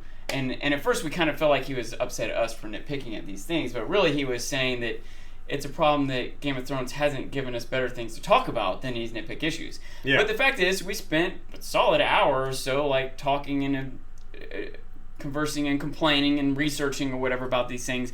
But eventually, I'm thinking about the trial that Arya has gone through and the trial that Sansa has gone through and how that's going to play out with their interactions. And I stopped thinking about how fast a raven can fly. You know what I mean? So once I got it off my chest, if you will, I moved on to what I think is more valuable analysis. Right on. Totally agree. Oh, good timing. Right when you finish your thought, super chat from Miss Arsenal 18X. Sorry to go back, but people say bad writing for Littlefinger, but what's he supposed to do? He can't go back to King's Landing. Cersei doesn't trust him. Tyrion doesn't trust him in Dragonstone, so of course he will stay in Winterfell to try to use Sansa. That's a good point.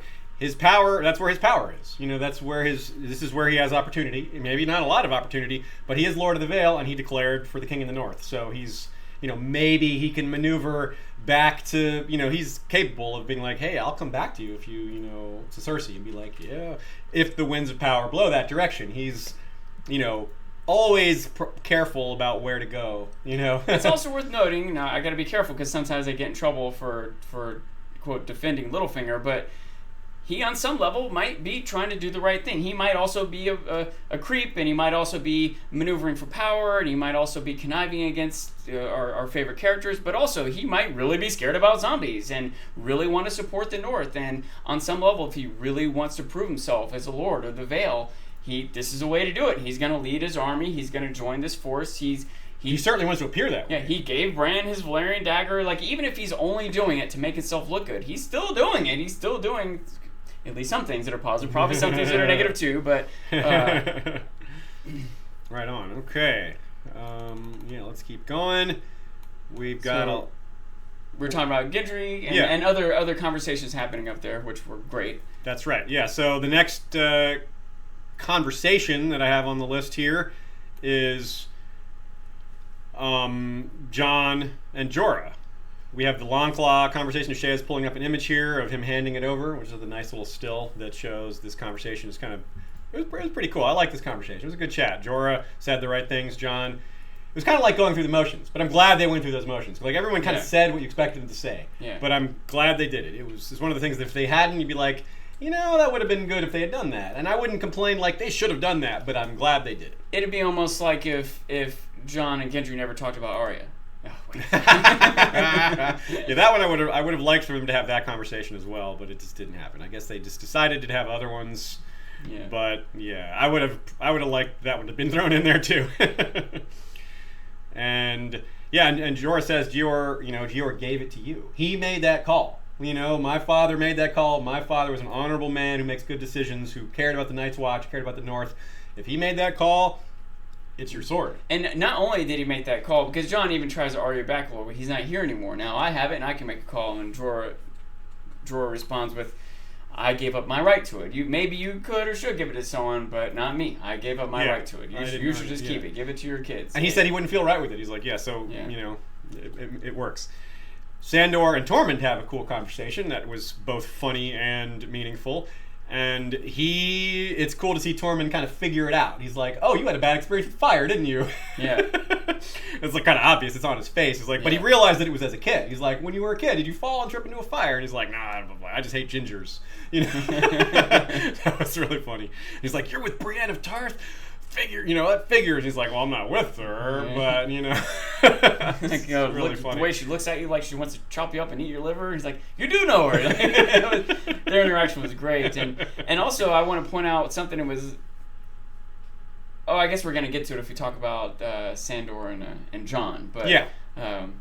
But between Sandor and Tormund, that was all the best dialogue, and I think of the season, what stuck with me most was the dialogue with Sandor back in the first episode when the Brotherhood found the home that Sandor had been to in the past. Yeah, that was really, really good. And of course, we see Sandor recognize the mountain shaped like an arrowhead. After they've been walking for a while, he's like, oh, we're getting close. And, he already believed the vision was real. He was already pretty convinced. For a skeptic, he was convinced right away because, I'm seeing things in the fire. That's, that shouldn't happen, so this must be at least somewhat real. And he actually sees the mountain that he saw in the vision. He's like, all right, well, that's as real as it gets. That was, by the way, the same mountain that was in the background of the vision of the first White Walker being created by the Children of the Forest. That was the same mountain. It's green. It's like it's not a frozen wasteland, but it's the same structure, that same mountainous structure. Okay. So they can see it in the distance. Yeah, so it's probably their birthplace is probably much farther off in the distance because obviously you can see a mountain well before you get to it. I think it's the other side because the grain, if you will, of the rock is going this way, the way that they see it walking toward it, like in this episode, and on the other one, the grain is this way. So I think it's just the far side of that mountain is where that ceremony was. Yeah. So then we have Tormund. These conversations aren't necessarily in the order they occurred in, but Tormund and Jon have a conversation, and this is very interesting because it's got huge implications of what happens later in the episode, which is even Tormund thinks Mance was too proud. Even Tormund, a wildling, thinks, it was a tough spot, but Mance should have knelt. And maybe some of that is just, looking in hindsight, because look how bad everything went. At the time, Tormund may have been like, yes, don't kneel, but clearly he's had time to think on it, and either he realized it then or he's realizing it now. But his decision seems pretty clear. Not just time to think on it, but a new perspective. He and his people have been rescued and allowed into the South, and at least on some level, yeah. And there's still maybe some contention, and you don't just suddenly change generations of tradition or whatever, but it is changing, and Tormund is a leader among this changing time, and so you think that not only does he have more time to reflect on this, but he's doing it with new insights. Yes, very good. I agree. And next we have Beric and Jon, which is a great combo. We knew we had the two undead had to talk to each other. And we knew from the trailer that, there's this great speech Beric gives. You know what? Something I realized I should have done to me earlier, but when you have an eye missing, everything sounds more serious. I guess it's because it reminds you of Odin or Bloodraven or whoever, from myths. It's just like one-eyed dudes. even though they have less ability to see, if you've got one eye, you've seen some stuff. You've been through some business. Like this dude's lost an eye. Like he has been out there. He's been fighting, and he's recovered, and he's living when this, like this. You don't think you don't look at that and think this guy's naive. Yeah. And especially because of Richard something. I forget his name. Oh, Richard Dormer. Right. It's easy to remember because he has the same last name as Natalie Dormer, but they're not related. Marjorie is the same last name, but no relation. His voice is so good. He is just it's almost weird that they brought him back, but it's been so good.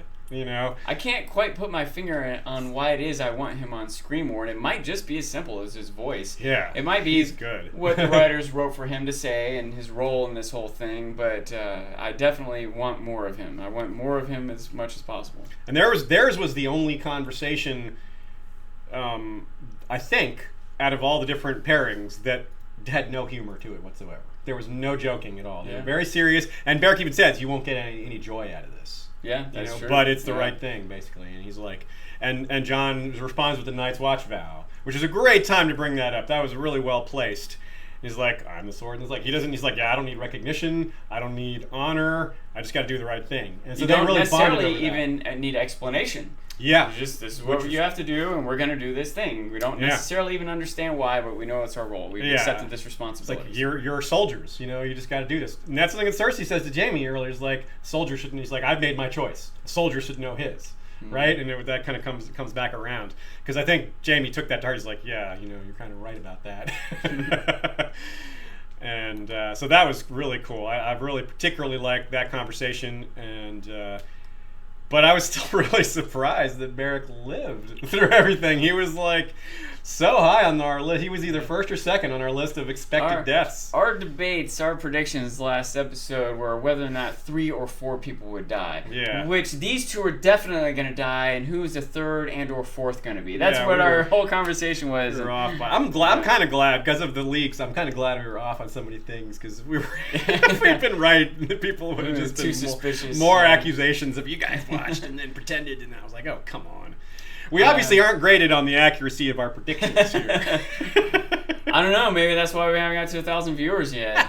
It's our own fault that you're not dancing on camera. we earned that. It's it's entirely our own doing. I know this is a weird thing to say because we talk about how much we like these characters, but for the sake of being afraid for characters in general, I wanted them to die. You know what I mean? I know this is such a weird statement to make, but I want tragedy. I want to feel some sadness. It makes the moments of happiness and the moments of fear more genuine when I'm really sad, when I'm really scared, and when I'm really sad. It enriches the whole thing. Yeah. And this show made its name on killing off main characters, and then here it is. It's finally going to happen. It's done a lot less of that. It still doesn't happen, It's done a lot less of that I was a little disappointed. It was bittersweet. Like, I'm happy that Beric lives, but I'm sad that they don't fulfill my expectation of tragedies. And that was part of my logic for worrying about Gendry. A lot of people were like, oh, Gendry's fine. They wouldn't introduce him just to kill him off right. I'm like, are you sure? Mm-hmm. They want to keep the main characters alive so they can bring back other, heartstring characters to kill off so that they don't have to kill off these core characters. So luckily I was wrong. I'm glad Gendry lived. Make no mistake. I would rather be wrong about my prediction and have Gendry alive than be like, I was right. I don't care about being right about that. I got to say this real quick. Gendry went from rowing to hammering to running. Yeah, he got in very little hammering. He hammered 1 white, I think, before running on, maybe 2. But he gets a lot of rings in. Yeah.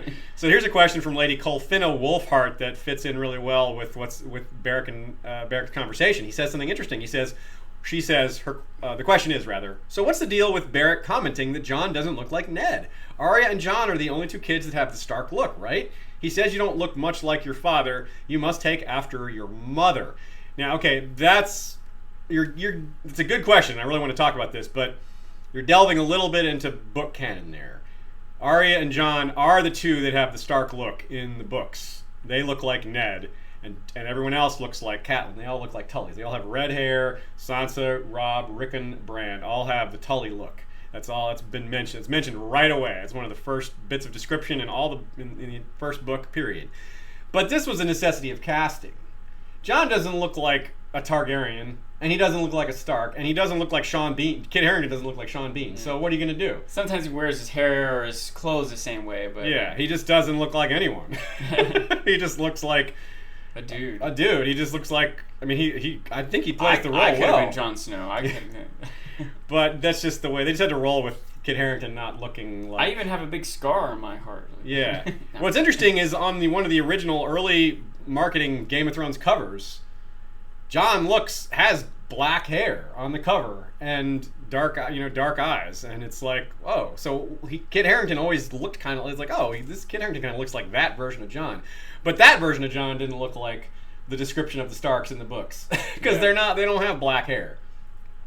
So I don't know. It's just one of those things that they picked the right actor based on his abilities to act, not on his look. You know, aside from the look, I wonder if there's something to Barrick's comment. I wonder if Barrick, on some level, knows. Yeah. He's had some vision or has some feeling, even if he doesn't realize what it is that he knows. You know what I mean? Yeah. I wonder if he has some suspicion or some direction of destiny about Jon and his true heritage. Yeah, it's a good point. Also, getting back to Barrick for a second, we talked about how he's still in the show. We kind of expected him to die. We really expected him to die. Like, we were very sure of it. We would have bet a lot if there had been odds to bet on. Yeah. We would have lost badly. But it makes me really curious. Well, I'm less curious about Barrick than I am about what the heck's going to happen with this ice dragon. But I'm very curious about Barrick's survival. He's still around. What's interesting is he appears to be staying at Eastwatch, whereas Sandor is going to King's Landing. Jon is going to King's Landing. I guess they're stopping off at Dragonstone on the way. I mean, they might as well. But yeah, but Barrick is staying there. That's really interesting to me. He is going to remain at the Wall. And maybe he takes the black, maybe he fully joins the Night's Watch or something like that. I don't even know if they're taking new recruits right now. This is something to think about, by the way. These characters that we thought were gonna die, and it seems like they should have killed them off, but they didn't. Okay, yeah. As much as I want to complain about it, just like I said before, sometimes your complaints start leading you to new thoughts. Yeah. They didn't kill Barrick off, so there's probably they're not just gonna never have another scene with Barrick. They didn't kill Sandor or Gendry or da-da. Now, I guess maybe Gendry did already fulfill the role. Maybe Gendry's not ever in the show again because he had the role of getting back to send a message, But what role did Barrick have? What role does Sandor have? Well, Sandor's got Clegane. We got that covered. Okay, but, Barrick, what role does Jorah have? Maybe it's simply to go back and counsel Dany, but... I can kind of come up with ideas for everyone but Barrick, and so that is a big mystery. We also didn't think about it ahead of time because that was like we were just so sure he's going to die. Exactly. We predicted why these other characters would live. We gave reasons for why they would live, and so we didn't even come up with one for Barrick. So yeah, it's really interesting. Gendry, you're right. Like Gendry's there, and he's presumably staying there too. Tormund as well. So I guess they're going to hang out, maybe become closer.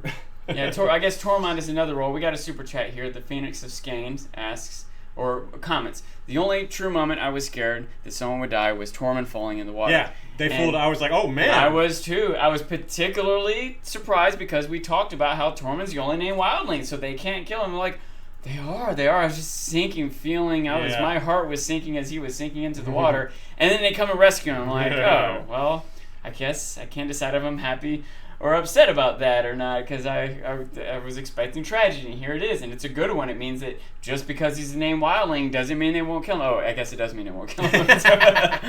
Yeah, that was really scary. And Tormund's acting was really good. Like he's like maintained his like animalistic like aggressiveness, but he still yelled help. At one point, right when he's like, "Help me!" He was still fighting. That got me, but that made me sad. It made me sick to my stomach when Tormund said, "Help me." I was like, "Oh no!" It really added. It was really good in addition to the tension of that scene. Yeah, I really liked that. And it was cool that the Hound of all people came to be the one to save him. Here's a super chat from Miss Arsenal 18X. Don't you think Viserion was a main casualty? Well, yes, but absolutely, Viserion was a huge casualty, both literally and figuratively. But what we mean was, out of the characters we predicted to be there, we didn't even predict Viserion was going to be there. If we had predicted the dragons were going to be north of the Wall, we would have probably strongly considered one of their deaths. But we're only thinking about the characters we knew went beyond the Wall. Not just that, by the way. Even if you do look beyond that, obviously it's sad that one of the dragons die, and I easily can see people who are particular fans of dragons, are dragon riders, for example. And maybe even mothers, the way Dany thinks of them as children. I could see a lot of people out there feeling particularly connected and sad about the dragon dying. But me personally, and I'm guessing a lot of other viewers, they haven't really featured this dragon. They featured Droid. It would have been more powerful. Like, even if you were emotionally impacted by a Viserion dying, it would have been more impactful if it had been Drogon, right? Yeah. And even Drogon, until this season, wasn't featured nearly as much. And just if you think about the airtime, and I don't know how to equate like lines spoken, but the number of breaths of fire given, or speeches given compared to lines spoken, it's possible that Drogon is on par with some of these other characters for screen time. Yeah, that's a good point. But not Viserion. So Viserion's lesser known. That's true. From Jay Crook, another super chat. Considering the newly discovered dragon glass mine, why didn't they bring more obsidian weapons beyond the wall, like arrows and such? Well, that's a great segue, because my first comment here in the Beyond the Wall action section of our document here is we learned a lot more about dragon glass, animation, and the dead in general. So we'll start with that since you are bringing this up. They did use, by the end, nearly all of them were fighting with dragon glass. And I think it's hard to, maybe the thing that threw people off is that clearly show dragon glass is a lot less brittle than book and real world dragon glass, which is fine because it's already, George R. Martin has already made obsidian different in his world. So for the show to just make it stronger, I don't care. That's fine with me. I don't mind that. It's a small change. A few thoughts here. One is that I myself was a little confused about the dragon glass thing too. Yeah. And I kind of even within my own observation on the first viewing, wasn't properly absorbing everything. Because at one point I asked myself, why aren't they using dragon glass? And then another point I asked myself, Jorah doesn't have a sword? Why is he fighting with daggers? And I was like, oh wait, those are dragon glass daggers. He's using dragon glass. And I also thought there was an image of Tormund before the episode even that I couldn't make sense of his weapon. It seemed to have a weird shape. It was dragon glass on dragon it was glass like a axe dragon glass thing. axe. Yeah. And I did realize, I think all of them, except for Jon, who had a Valyrian steel and sword. And Beric, whose flaming sword, obviously. Flaming sword, and I Thoros guess had a burning flaming them sword kills them too. Yeah. Right? Burning them will kill them. Dragon glass will kill them. Valyrian steel will kill them. And they all had. At first, remember, Sandor did have that hammer, and that one white that he smashed down stood back up. And then another one stood back up and he smashed the glass. But then he throws a hammer down and pulls out two dragon glass weapons. Yeah. So apparently the dragon glass, when you stab a white with it, it breaks the spell. It breaks the animation, which is why that bear just dropped when Beric stabbed it. Or when Jorah stabbed it. Multiple people attacked it. He even set it on fire. But George just stabbed it with the knife and boom, and it just collapsed instantly. So you kind of wish he did that sooner, but still it makes sense. It does add up. It's consistent, and you can presume that those other wildlings, the unnamed red shirt wildlings, had spear tipped with dragon glass. So anytime you spear something, it just drops and it's done. It can't get back up. And that was set up with Benjen. In last season, he described what happened. He was like, the children found me dying, and they stuck dragon glass in me to stop the reanimation process. So it was already kind of set up by that. So I thought it was pretty cool. That was a good job of them, kind of sneakily setting up the way this works. Super chat from the Snow and Winterfell. Drogon and Rhaegal screaming when Viserion got killed was heartbreaking. My hopes of Tyrion riding a dragon died with him. Mm-hmm. Yeah, you're right. I was with it. Those dragon screams got me a bit too. Those were anguished dragon screams. They were different than just a regular old roar. And yeah, my theory was Tyrion rides a dragon. One of the things that's going to happen in the last episode this season is Tyrion rides a dragon. That is totally tanked now. There's almost no chance Tyrion rides a dragon now. Well, it's not necessarily totally tanked for a couple reasons. One, it depends on what you mean exactly by riding a dragon, because we just saw Jorah ride a dragon. Okay. Sorry, I mean have his own dragon. His own dragon. Yeah, Tormund was on the dragon. Man, Tormund is I'm a wildling who rode a dragon. So yeah. He may be a passenger on a dragon. I can easily see that. But whether or not he'll be a dragon rider, I'm more suspicious of now. Speaking of other things we got wrong, by the way, that was something we looked at that shot of Rhaegal and Drogon. It was looked kind of ceremonial almost. We were like, is this a wedding? Yeah. We were like, and she's all in white. That wasn't a wedding dress. That was just a fur thing. It was like a fur dress, It was like, oh, it's fur, not lace or whatever. I do want to point out, this show, it's something we don't talk about very much. and I can imagine it being like, I don't know, a girly thing or something, but I pay attention to the costume design. Oh, it's detailed, yeah. First of all, they put a lot of effort into it, and I know not only does it look beautiful, but I know the work that's behind it. But not just that, I think there's storytelling design behind it. And it's been pointed out several times, and I think we're continuing to see it. Dany has gone from dark colors and reds to light colors and whites, and I think that's a shifting from fire to ice, from Targaryen to Stark, to acceptance of Jon. I think that it's not just random that she was wearing white here. I think it's a specific design by the filmmakers to have her being white. Yeah, I agree with that. We have another super chat from Gildor Inglorion 17. Thank you, Gildor. Why doesn't anyone ever attack the Night King? Dany had 3, then 2 dragons, and everyone else had dragon-less weapons. Why didn't they try to kill Night King in a Jaime-like attempt to end the war? Well, it seemed like Beric was thinking that exact thing. He was like, well, this is our chance. Go after him. Beric absolutely brought that up. Yeah. Dany, the problem with Dany is she doesn't know any of that. She shows up, she doesn't know how any of this works. She just sees this bunch of dead things around. She doesn't even necessarily see the Night King standing there. Yeah. She's just trying to torch all these bodies everywhere that are...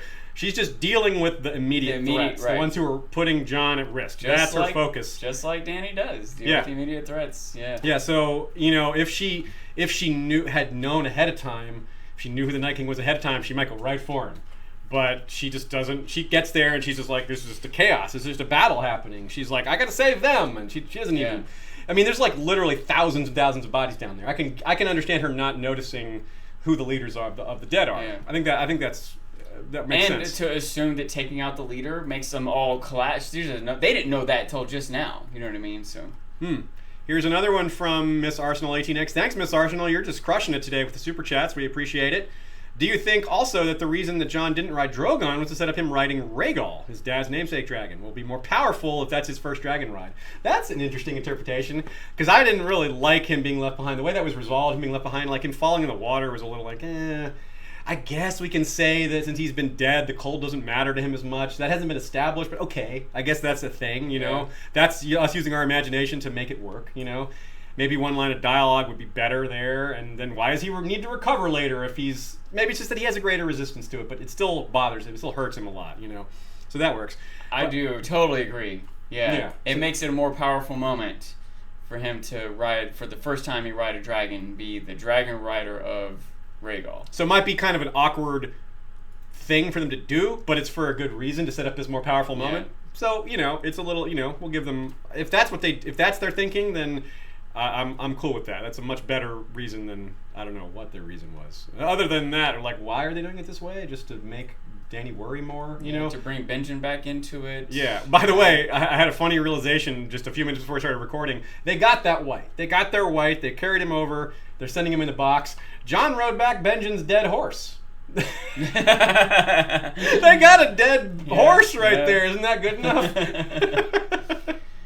It would have been funny if Benjen, when he rode up to Jon, was like, look, if I knew what you guys were doing, I could have just given you I would have come with you, jeez. Yeah. All this trouble. And he could have, he probably could have ridden that horse. If it's a dead horse, it's probably just going to get fatigued and be like, oh, well, sorry, this horse can't carry both of us. So that was a little weak. But, it's so funny, it's like, that moment was over so quickly. He shows up, he's like, Uncle Benjen, get out of here. Like, all right.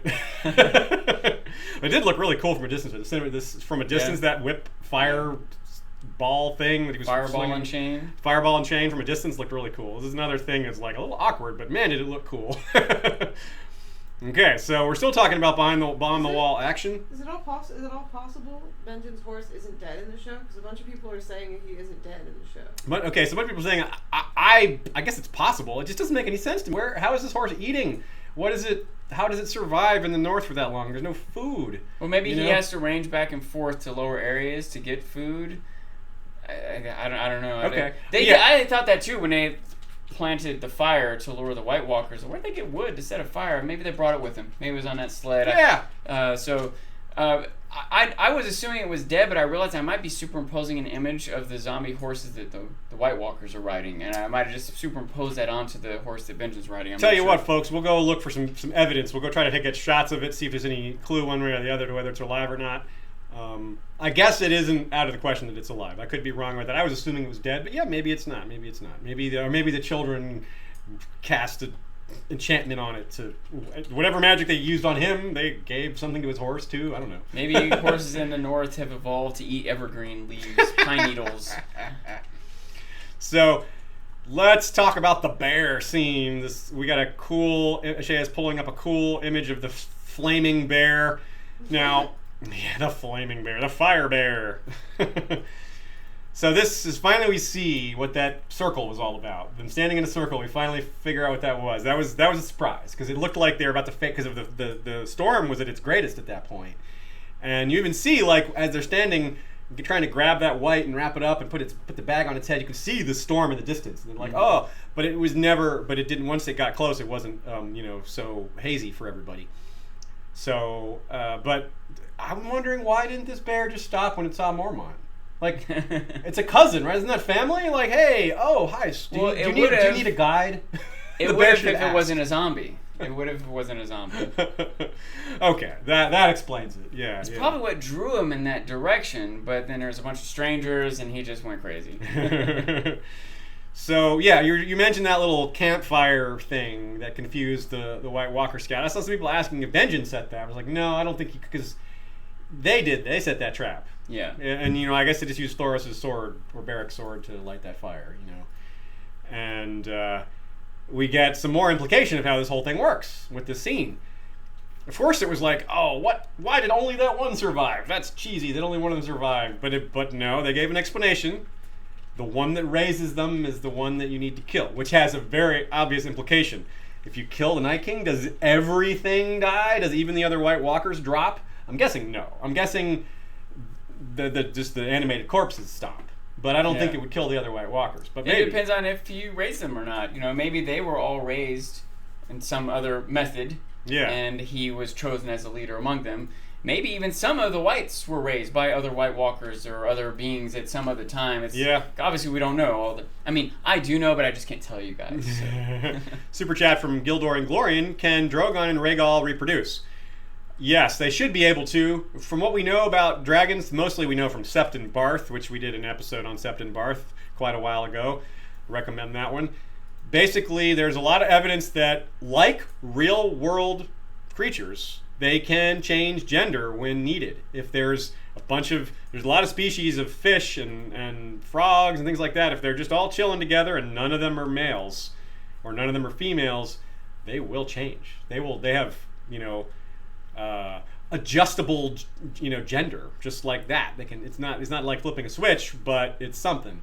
And they should be able to, as far as we know. I mean, there could be magical reasons or just they're too something that we can't explain. But as far as we know, yes, they should be able to. Will we see it? I'm doubting that, but maybe that would be kind of a neat end of the series thing. It's like it's the last episode of all you see a little clutch of eggs is there. Like, oh, is that a good thing or not? It's like ambiguous. Maybe it'll be part of some ceremony of Dany being burned up and what's left behind is 2 eggs or something. Ooh, wow, yeah. Snow and Winterfell says, would rather have seen Ghost instead of a white bear. D&D appropriated funds poorly on that one. Just saying, bear was cool though. You know what? That's a good call. I would have rather seen Ghost than the white bear. The problem is, if you have Ghost, you need him for the whole excursion. They were able to just have this short little bit of the bear. I think that's maybe why one works the other way. Just like at all. At all. It would have been nice to get a scene of Ghost in Winterfell. Yeah, just one, which apparently they did film one and they cut it, which why? That's frustrating. Yeah. I guess we'll see that scene later in the. It could be that it was a bit of plot line that they didn't go down that he was involved in, or maybe it was just not up to snuff. Maybe they decided the CGI is not good enough. We don't want to involve this. I will say that the bear. Let me just explain why I'm laughing. Snow and Winterfell says Trump banned all dragons from military service for being gender fluid. Oh, that's a mistake. Not banning dragons from your military. That's a bad idea. It's like banning all the battleships. No more nuclear missiles. Well, that might be a good thing to do, but. But as long as everyone does it, let's not only us do that. Let's have everyone do it. The bear does help set precedent, though, for the dragon rising and other wild creatures being undead. That's true. It's kind of a lead up to the dragon. DJ Mitchell says, super chat, did you catch the Tormund husband to bear's hint just before they get attacked by the bear. No woman around, but he will take what he can get when he says it to Gendry, and then the bear shows up. Yeah, we caught that. That was good. Yeah, we didn't mention that, but that is, of course. Anything with Tormund and bears, we're on that. We're not gonna. Yeah, it was. He was probably like, "Do I know you? Are you are you one of my kids?" So so we're talking about this little ambush thing, and we're talking about the implication of how they work, and that leads us to Sandor and the White and the trapped on the ice and how they behave, which I guess we mostly talked about before. But again, it kind of shows that they can be provoked. The Night King isn't just in full control of them at all times. He gives them some sort of order to stop, like the Borg being told to sleep or something like that. There's a Star Trek reference kind of randomly, but they still do things that they're provoked. Like it's not like if the Night King says stay still and you walk up and just punch it in the face, it's not just going to sit there and take it. They still have some sort of like basic function, or maybe some sort of memory of life. Fear, flight or fight response might still be present, like the most basic human functions. I don't know why that would be present in a skeleton that doesn't even have a brain, but again, you already pointed out, like, well, we're already like they don't have joints. We'll say maybe the most basic, not human, but the most basic functions of life, if you will, just fundamental survival. Okay, yeah, that makes sense. I see a super chat from Bryce Acree. We don't see a question attached, but thank you, Bryce. Shay will keep an eye out for your question. If you intended to submit one, we'll grab that.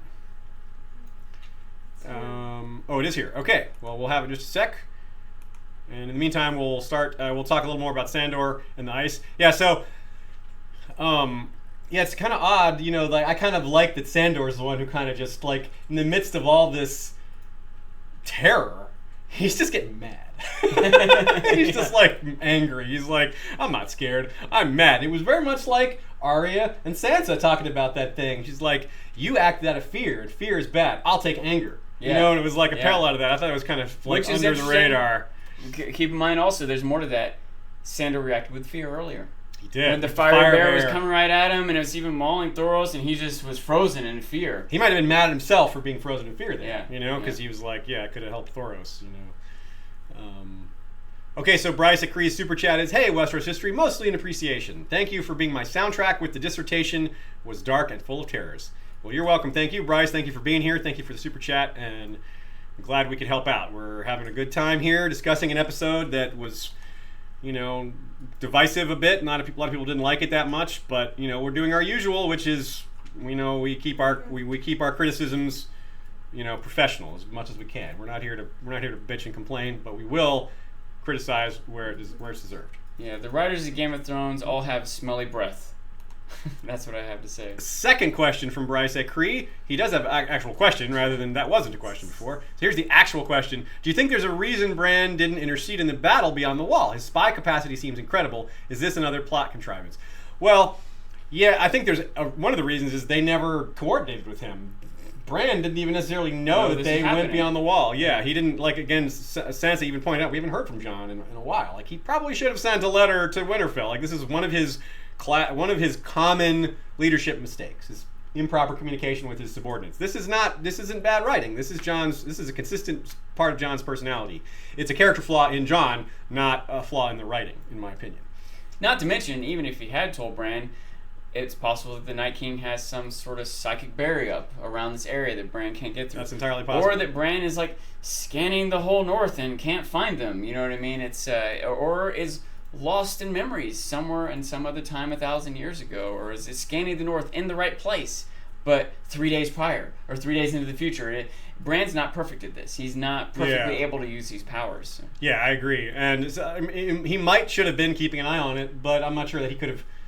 I'm not sure he could have done anything. Like maybe he could have.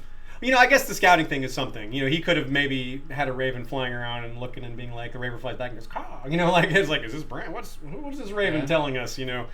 But, I guess I would have liked to see Bran more involved, but I can kind of understand that he's not all there, and his help would have been useful, though, I admit. Having a little more scouting for him would have been cool, but I guess that's kind of hard to pull off from a production standpoint. From Miss Arsenal 18X, still on fire with the super chats, she says, honestly, do you think Emilia Clarke portrays Dany's emotions properly as they should be? Like her emotion after Viserion died and Jon injured, etc. Yeah, she didn't have that strong of a reaction to Viserion dying. Like, she just talks about how that's my child, It's not a beast. I think of them as my children. Blah blah blah. Yeah, I mean, most of her reaction was off screen. You think her time for when it was from John's point of view. When John wakes up, she's he's been unconscious for a while and she's already been grieving, presumably. And maybe even at the moment on the battlefield, but at that moment she's got adrenaline pumping. She's got to fly this dragon. She might even be putting up a front for the other people who just jumped on board the dragon. I can see all kinds of reasons why she either wasn't able to or wouldn't allow herself to become overcome with emotions at those points. Yeah. And let's just say that she is maybe just cold-hearted in some way in her reaction. It wouldn't be the first time we've seen this. How strongly of a reaction do we see Cersei to Tommen dying? She held it in. She kept it in, yeah. And we have seen that the dragons can reflect her emotional state. Like when she's frustrated, they get frustrated.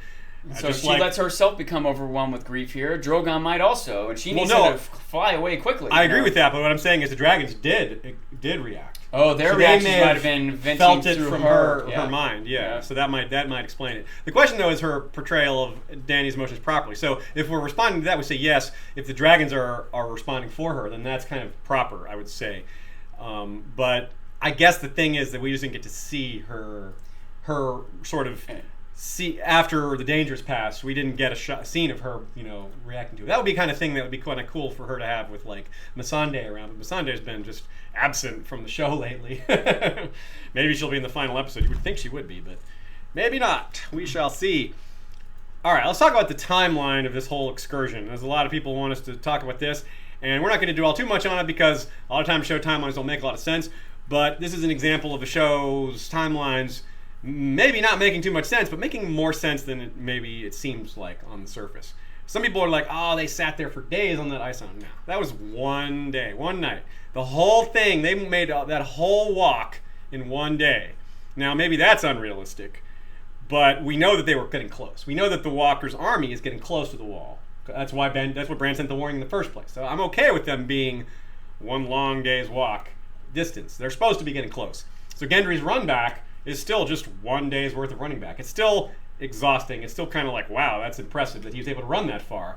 But fear, and for yourself and other people, is the most powerful. You can push yourself well beyond your own human limits when you're that scared, or when you're, there's real world examples of this. Also, that group would have been traveling way slower than an individual would. Yeah, they had a sled they were dragging along. And they kept stopping to talk about, hey, you should take your sword back. They weren't hustling. They were moving as a group with equipment, so they're going to be moving. I'm guessing maybe 20 miles a day. Yeah. I think that's probably pushing it. They might only be going 10 miles a day.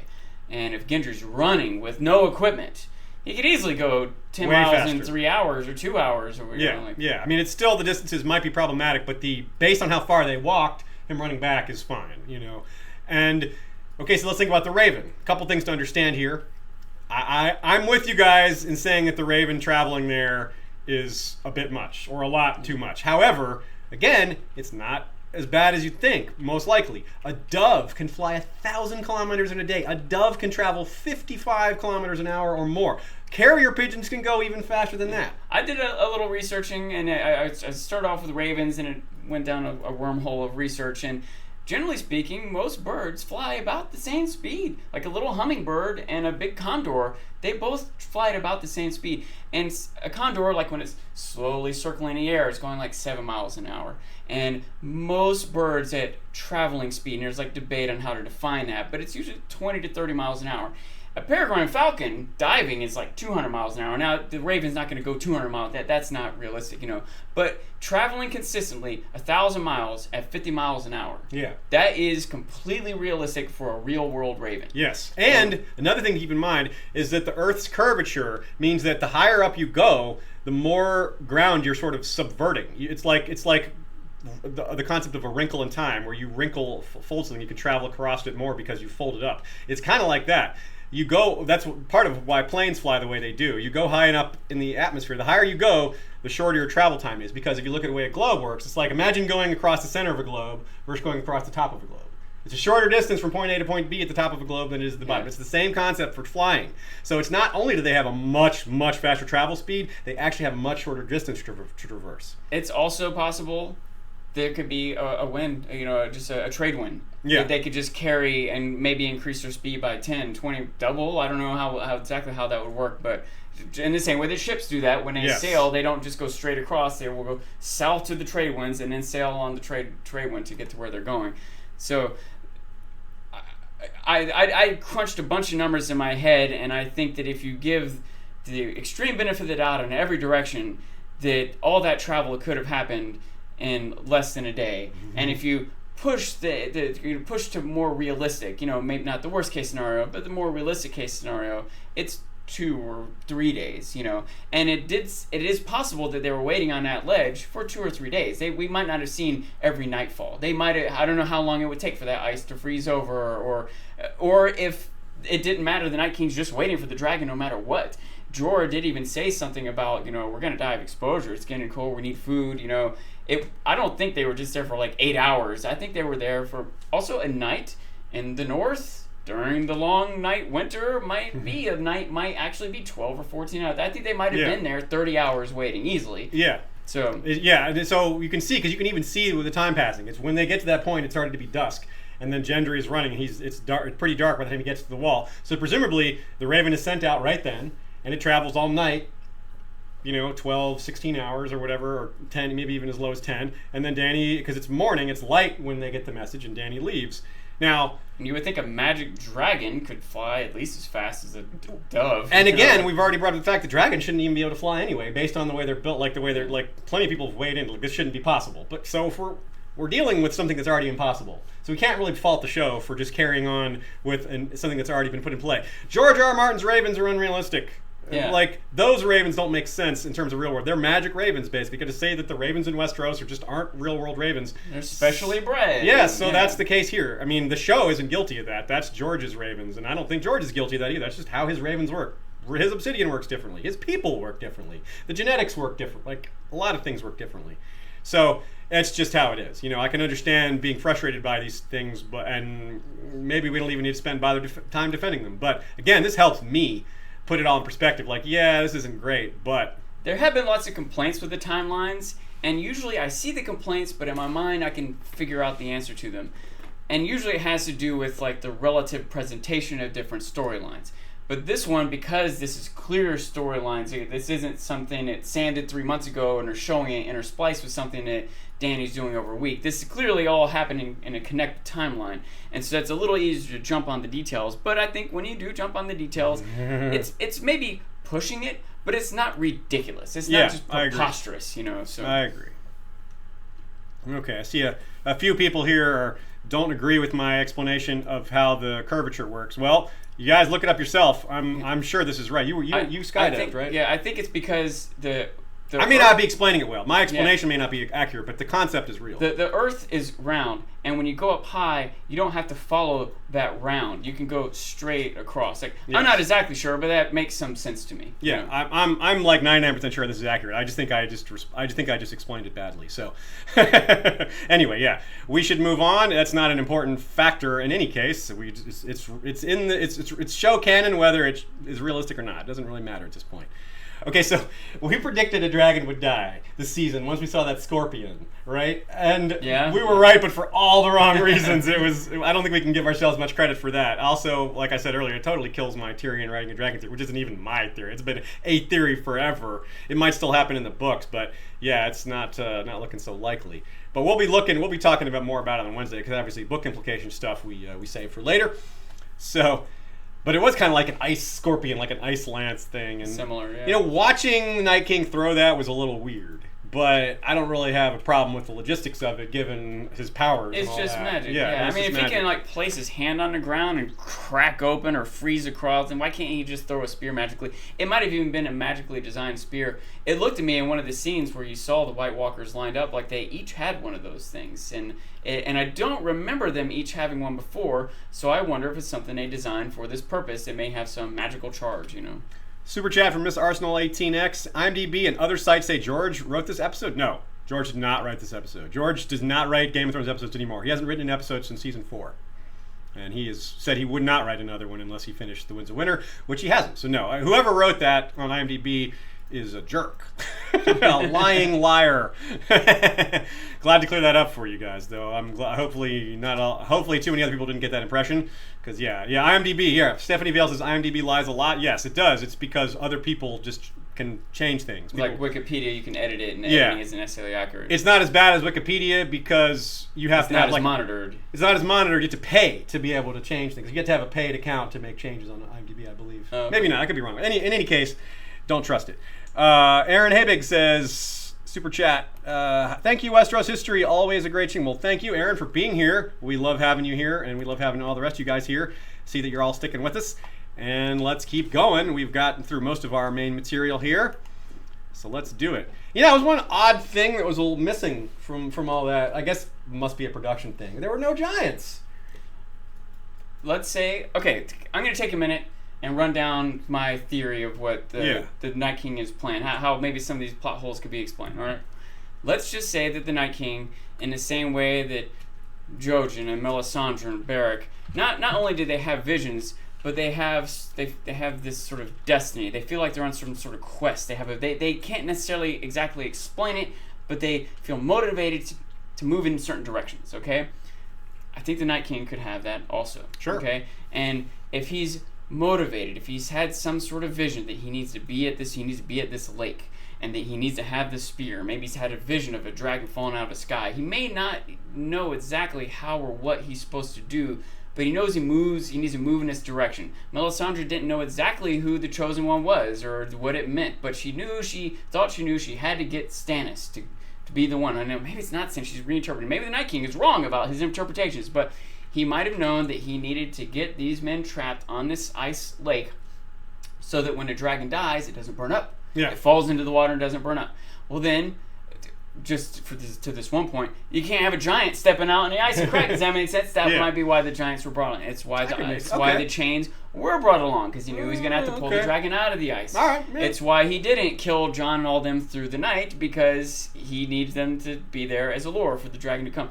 Now, there is one little hole in my analysis. I feel like I covered all the bases, but someone pointed out to me that at a certain point, now it might be just because the Night King doesn't know the exact timing, but at a certain point, once Gendry's gone, deliver the message, Raven sent, Dany's coming. At that point, Dany doesn't know what's happening here anymore. So he can go ahead and kill him.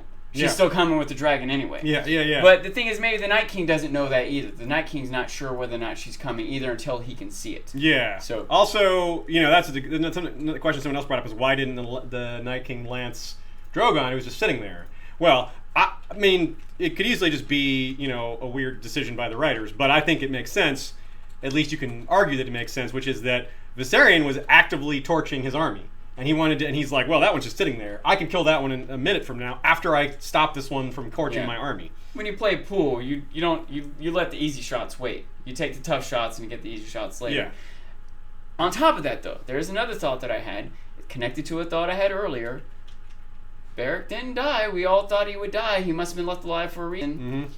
Maybe the Night King knows the reason. Maybe the Night King knows the reason. Maybe the Night King doesn't want to kill Jon or Dany. Maybe part of his vision, his plan, his destiny is connected to them. It's possible. Maybe not Jon, but some of the others is possible. Because he certainly, when Jon was the only one there, the dead were still chasing, completely coming after him when vengeance saved him. That is true, but that didn't seem to be the Night King's design. It might not have been. He didn't instruct that. They just randomly noticed and swarmed after him. Yeah, that's possibly true. Yeah, you might be right there.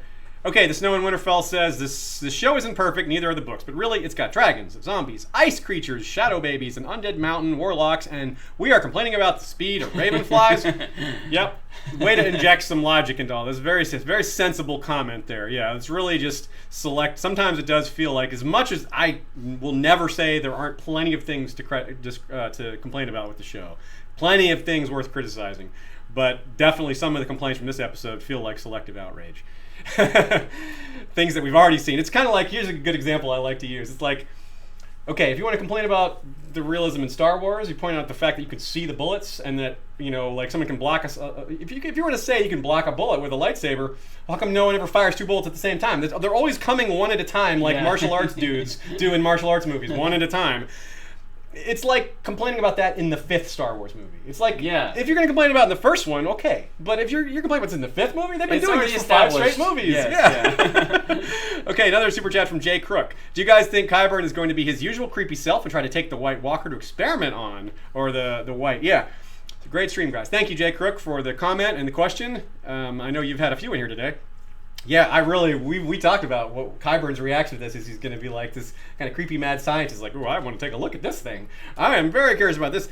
Queen Cersei, let me take a close look at this thing, because maybe I can make an army of these too. You know, if I get a better idea here, maybe you can have an undead army. I could just see Cersei like listening to this, and her fingers just kind of like rolling across it.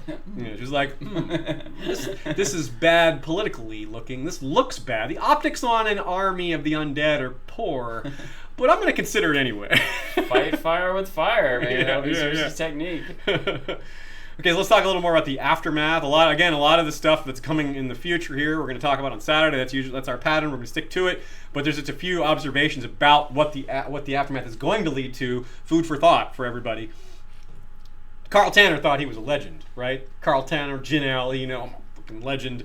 Tormund is just on another level here. This is a wildling who's fought the dead, who one of the first wildlings to live in the South, to move in the South, to ride a dragon, to man the wall. Yeah, like this guy's a legend. And too bad for him, Brienne is going south. Oh, didn't he also do something about a bear or something too? Is that part of his legend? So that is too bad, but it does set up an interesting meeting. We were wondering if Sandor and Brienne would come into contact at Winterfell. They're going to both be at King's Landing, though. Oh, as long as Brienne doesn't leave first. No, I'm saying at King's Landing. Sorry. Tormund is going to King's Landing. No, Tormund's not. I'm talking about Sandor. Oh, Sandor. Tormund is not going to King's Landing. I was thinking Tormund. Yeah, Sandor and Brienne might encounter each other at King's Landing. Good That's call, what I'm saying. Good call. Yeah, I wonder how that'll go. Yeah, I don't know. I mean, I bet Sandor will be okay. I bet he'll give her a nodding, beat him in a fair fight. Good job, fair fight. Well I think done, so too. Yeah. And, but don't talk to me. Yeah, I don't like you, but you beat me. Now, so this is another thing that's a little weird about the magic going on here is they carried a white through the wall, an active white through the wall. When the only other time we saw the dead pass through the wall was when they were not animated, and then they rose once they got to the other side. So I'm not sure if this is. I don't know that this is automatically an inconsistency, but it might be. And so it might involve something around like, well, the Night King can't order them through the barrier. Or they can't move through the barrier on their own. But if someone brings them, it works. I mean, it's magic, so it doesn't have to conform to some sort of logical rules of, well, that should apply also because of this. So, but it is, worth pointing out. I think is maybe the Night King can't see beyond the wall naturally, right? I don't even know how impactful this would be, but maybe he can do it through Bran. Now that Bran is south, he can see what Bran sees. Or maybe ravens that fly over the wall, he can see what they see. Yeah. But maybe if a white goes to the King's Landing, suddenly the Night King can have visions of nights. I wonder if a White Walker concerns himself with what a lion says. So your prediction for a zombie Clegane Bowl doesn't look so good, but Clegane Bowl itself with one living, one dead could absolutely still happen. So keep your fingers crossed. He is going to King's Landing, and that is where his brother is. So we'll see. Something to look forward to. With Jon and Dany, as part of their aftermath, we have, she doesn't drive Drogon home. She takes ship with Jon, which is cool, and she sees his stab wound. She very noticeably sees his stab. She doesn't comment on them, but she sees them. The camera focuses on them with his eyes, or her eyes looking right at them. So she knows something's up. She's working on that mystery. The truth hasn't come out yet. But Dany has that kind of weird fetish. Scar fetish, stab wound fetish. Now, okay, so a lot of people are disappointed here. Not with the scene, but with Jon's decision. Here is a question sent in on Patreon ahead of time from Lady Alison Swan. Do you think there's any merit to the idea that Jon is playing Dany? This comes from the anything before the word but is Bull quote from earlier, and the I bend the knee but, which is funny to say. I just keep trying to make sense of the scene, and it's just not computing. Why would Jon betray the North and the Starks like this, especially when she was agreeing to help before he said that? Well, I'm honestly don't see it as a betrayal. Jon has always done what he thinks is right for his people, regardless of whether they think it's right for them or not. He is a little bit paternalistic, but he's also right, because he knows he absolutely, again, they haven't seen this Army of the Dead. They haven't seen the Night King, and he has. And he is bending the knee because, to me, the reason he bent the knee, a couple of reasons. One, he's grateful and feels a little guilty. too. But more importantly, she did it. She put her money where her mouth was. She did put herself at risk And for the cause of the suffered loss North. for it, And too. suffered loss, yes. She did the right thing. She proved to Jon that she will fight for humanity, that she is a worthy leader. So a couple things. One, like you said, they may perceive it as a betrayal, but Jon doesn't. Yes. And so you can see him doing something he doesn't think is wrong. And he might also likely recognizes that they'll perceive it as a betrayal. But just like you got to see it to believe it. Danny's got to see these zombies to believe it. You got to see those dragons breathe the fire to believe it. You know, Mm-hmm. No one in the North has even seen them, much less seen them in action like Jon just did. Jon sold. You know what I mean? And and he even says like he says something to the effect of they'll see you for what you are. And on some level, that's for the good leader, the person who want to make a sacrifice, the ally that's on her side, the person that can kill you all with fiery dragons if you don't bend the knee. That's what you really. They'll come to see who you really are.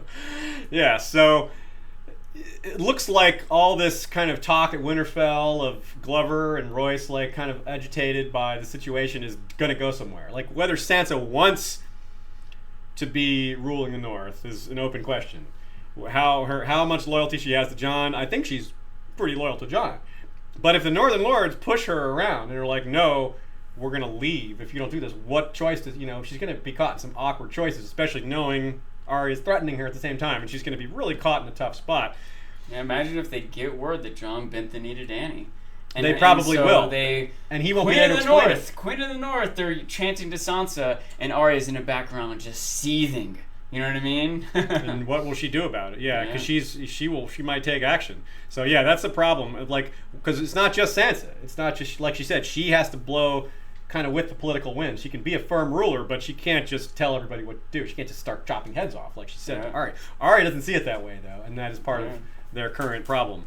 So yeah, I think that's going to be very problematic. I think that the fact that they're going to hear it through a message. Maybe Jon will send the message and word it well, but still, it's the amount, the summation of that message will be, I bent the knee to Daenerys, to the Dragon Queen, who Royce is like, you can't trust a Targaryen, and all this other. Even if it's not fair, like it's just like Sansa said, it's not fair to judge me for it, but I have been married to two of our enemies. Yeah. So let's talk about the Night King a little more, a little aftermath. Of course, we see the final scene there of pulling Viserion out of the water. So it turns out that shot of Drogon's eye with Jon was a bit of foreshadowing to get a nice close look at the eye. So with this other eye shot, this Shay is going to pull up the blue eye here, which is so cool, was a setup. I did not see that coming. I mean, we saw the dragons coming, the raising of the dragon coming as soon as it died, but the eye shot, that was just, tricky. Nice job. Viserion has got a cool eye. Imagine Red eye, blue eye. Imagine Jon looking into the eye of Rhaegal and then riding it. The Night King looking into the eye of Viserion. I wonder what. And then riding it. Wonder what color Rhaegal's eyes are. I think they might be golden because Drogon's are red. I think we're Viserion. I think Rhaegal's are golden. I'm not sure. They might just be green like him, but we'll see. I don't know if we may have seen it up close and I'm just not remembering, but we shall see. Interestingly, the White Walkers seem to have avoided water to this point entirely. Like they didn't go. They had to use the chains to pull the dragon out. He couldn't just go in there, and he didn't wade out on shore there at Hardhome. What was that movie? What was that M. Night Shyamalan movie? All of the M. Night Shyamalan movies are. Well, the one where they had to avoid water, though. No, all of them. That's true. Yeah. Not all of them, but multiple movies. Water it was Signs, and Signs is what I was trying to think Lady of. in the Water had a water theme, and so did Unbreakable. Yeah, when he fell in the pool. Yeah, he lost his powers.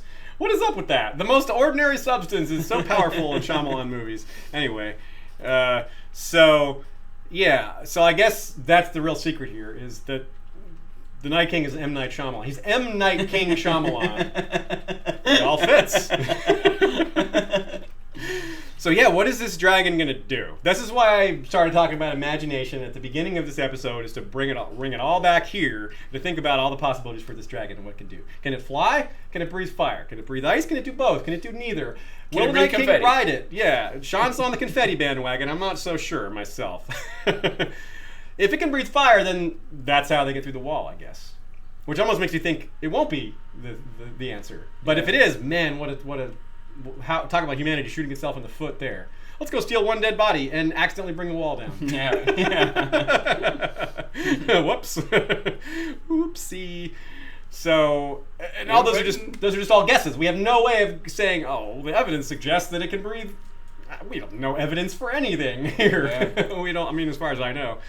But I do think it can probably fly. Its wings weren't damaged. Like you said, it doesn't even matter if its wings were damaged. It's magical in the first place.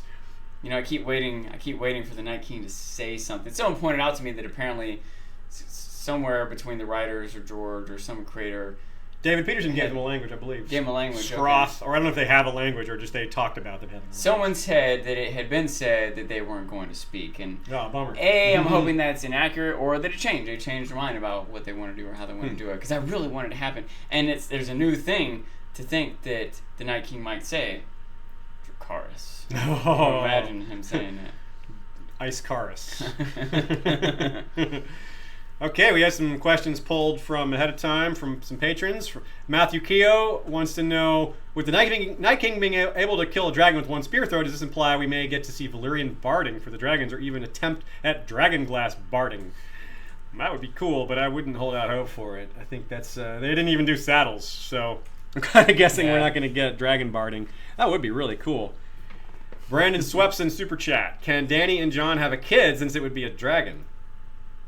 You know, that's a loaded question. That is a loaded question. We don't know if they can have a kid at all, but you know, it seems like they'll probably try. Or that the kid would be a dragon. That's also that, you know. I think they're going to be having sex at some point, so maybe we'll find out. But I'm guessing that no. Right now, I'm going to guess that no, she can't have kids. Although I think that might be different in the books. We'll see. There's some maybe some evidence in the books that it might not be so simple. I've thought a lot about this, and I in fact specifically was asked by Lauren Sarner to contribute to a piece that she wrote about the idea of Jon having kids, whether or not he could, the potential of him having a lineage or whatever. And I just defaulted almost every angle I came at it that Jon could have kids. I put a little less thought and research into Dany, but something that steers me away from it is that I don't know if they'll have time to go down that road. You know what I mean? Okay, the same way that we wondered about Sansa being pregnant with Ramsay's kid, but we kind of decided, well, how long did I have to spend 9 months of her going through pregnancy and the baby being born, and how much plot line do you give to that? And I sort of began to disregard that. The fact that we only have 6 episodes next season, there's only 1 more this season and 6 next season. Now, if each episode's an hour and a half, that's still the equivalent maybe of 10 episodes, but I still don't think that's enough time to go through. Maybe there's time jumps between each of these episodes.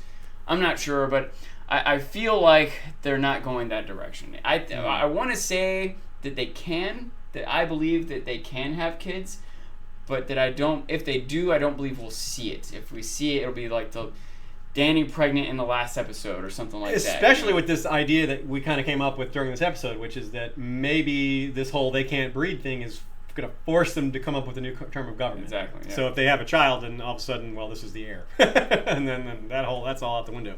So this might work better. From Justin A.W. Blair.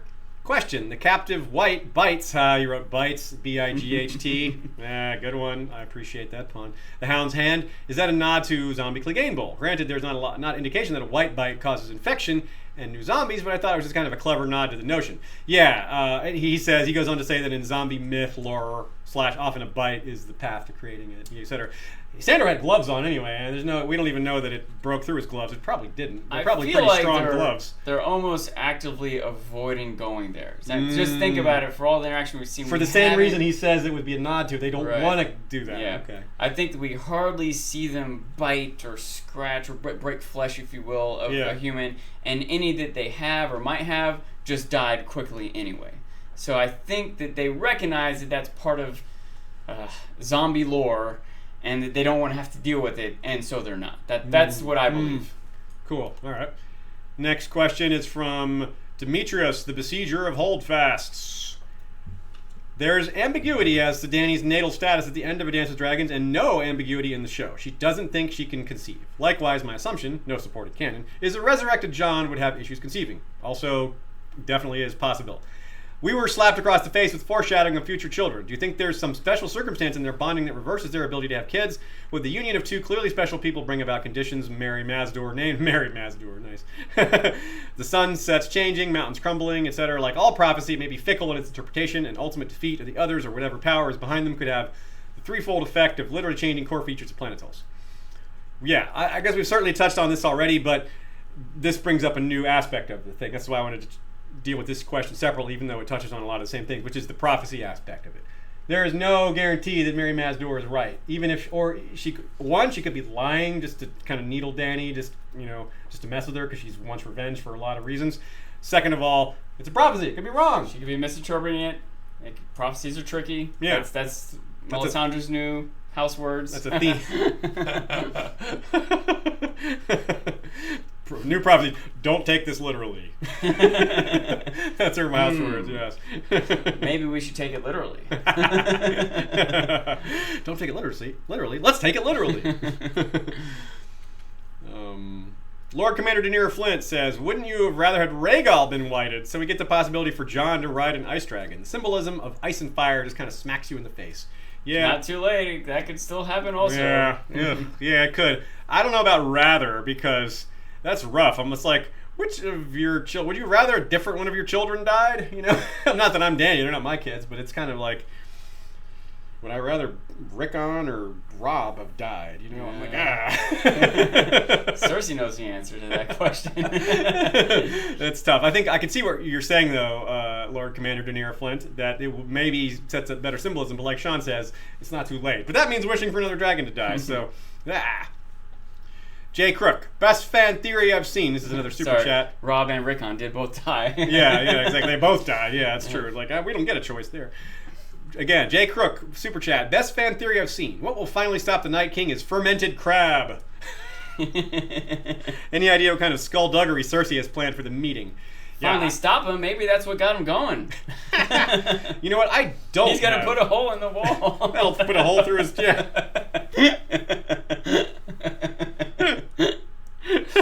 We'll really learn. If Night King puts a hole in his chainmail, then we know Jon can still do his business, right? Yeah. Maybe he just has to use like magic to harden it. It's ice. It's actually an icy. No, never mind.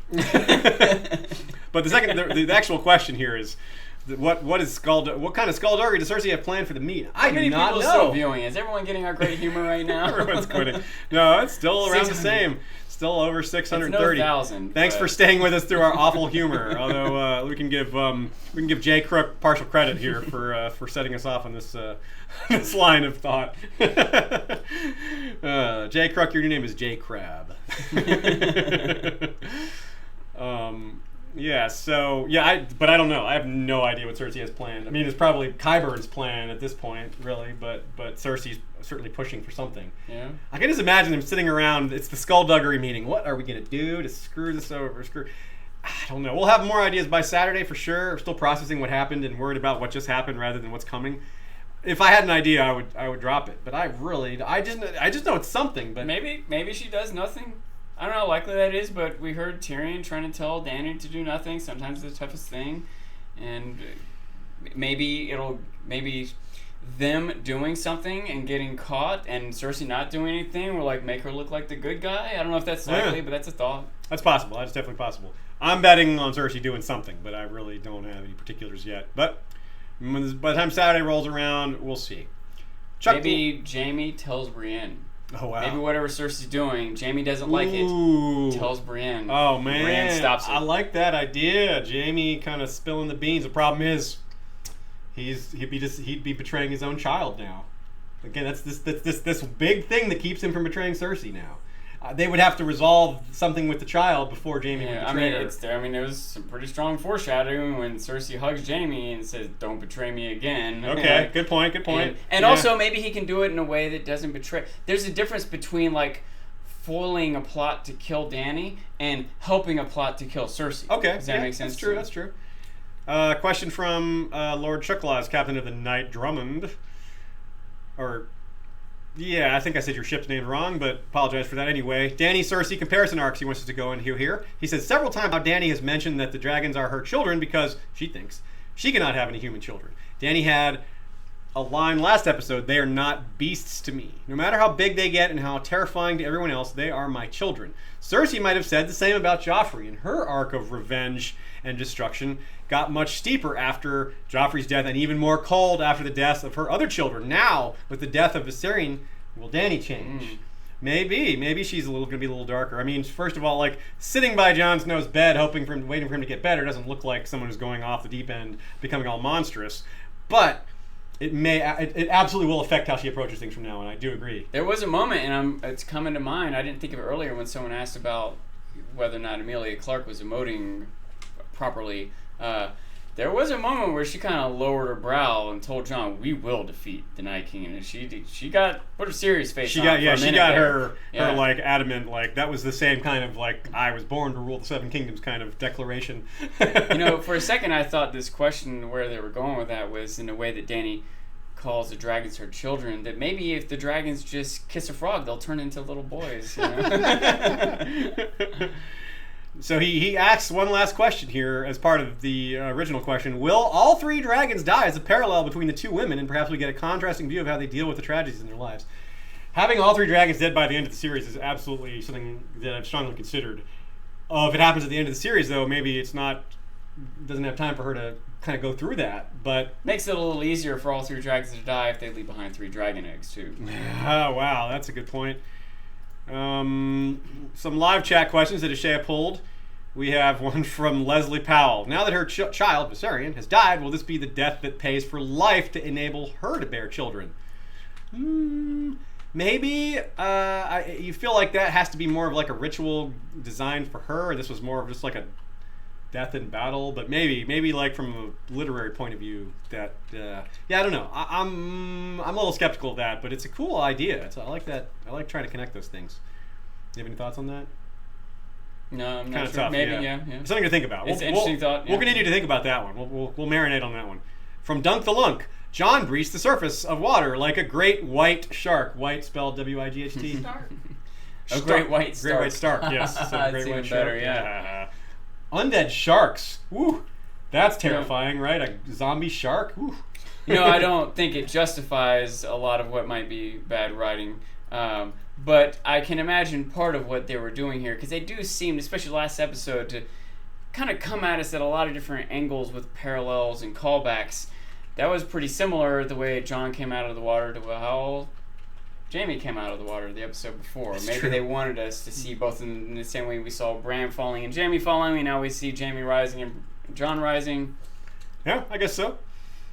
From Left Halk 4, do you guys think that any dragon will survive the endgame? I think the popular opinion is that Dany won't. However, do you think the dragons come back to be extinct after one generation? Yeah, they might. We talked about the possibility of those eggs being born at the end. Yeah. Maybe they wouldn't hatch, though. Like dragons and hatching. It's possible the dragons are back because of the rise of the White Walkers, or vice versa, or both. If one goes away, the other goes away, one way or the other. But I think that no. I think all the dragons will be dead by the end. I really do. Stephanie Vale, do you think that the children chose to turn that particular first man to turn into a White Walker because of his green seer abilities? Yes, I do. I think that's what got out of hand for them. They may have chosen it because they knew, maybe because he was a Stark and he had the power. Maybe it wasn't because he chose him. It doesn't hinge on that, but I think that there's a good chance of that, and maybe that's part of what got out of hand. They didn't foresee this creature they created using his powers to skin change into the dead. That was an unforeseen consequence, or be able to make winter. I don't know if they intended all that. They just thought they were creating some really hard to kill ice being. Einstein did not intend to create nuclear weapons when he was researching the theory of relativity. So. That is very true. Hat Trick 81 says, "Who's to say they got the chains in a matter of hours or a day?" Yeah, I mean, we don't know that. Yeah, they could have. For all we know, that scene was happening a lot later. It's a good point. We already explained a lot about that scene, but we didn't mention that particular thing. Keelia Rose says, "Who scuba dived to get those chains around Viserion?" I assume the Whites can do that. They're not gonna. They don't need to breathe. He can send them down there. How would Sean have reacted if Bronn swam out Dragon Viserion? Then he's an ice mermaid, not just a mermaid. I would have had to go back to the drawing board. I would have had to do some reevaluation. Plexa Bertrand wants to know if we think that the ice of Night King's spear is the same substance that the original Stark sword ice was made of. Okay, so there was a Stark sword called Ice before the Valyrian steel blade ice that they got. There's no evidence that original sword was some sort of otherworldly metal, but it could have been. And if we're thinking it was really, really, really old, maybe it came from that. Especially if the original Stark, or the original Stark, the original Night King was a Stark. You know, the concept of the sword ice. You know, how did that play? Did he take it? Did he take that sword with him? And did they get forged together into this new sword or something? Yeah, the Valyrian steel version is only 400 years old, apparently. The Starks acquired it, in the book it says that anyway, that they acquired it, you know, about 100 years after the Doom, which the Night King should be thousands of years older than that, but still, the original ice sword, we have no idea. So that's a good question. But I guess we'll continue to look for clues for that. From Rodrigo Diana, if the animal or person that Bran wargs into dies, does Bran die too? No, as far as we know, that is not the case. We do know from the books that they do feel the pain of that animal, and it can be so intense that it knocks them out of the warg. Like that we've seen that happen. So that might be like it's almost impossible to die while you're in there. It might be incapacitating, but not lethal. Yeah, but it's possible the show will do it differently. Bill Coupland, the Night King has had all wins so far. When is he going to suffer a major loss? Yeah, I don't know. That's a good question. Yeah, he hasn't. Barrick said he never loses. Yeah, he does. That's funny.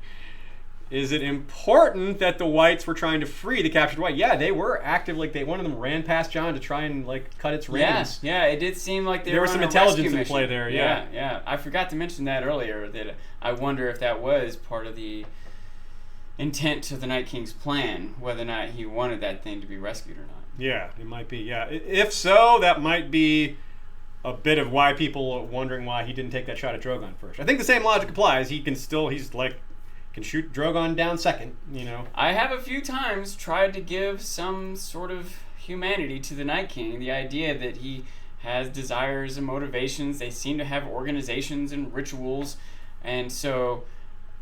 What if he's concerned about his prisoner, you know? Or even if he's not, maybe he knows it's part of some bigger plan that he's willing to sacrifice. But the other Whites are like, no, we're trying to save our friend, you know? Like our friend.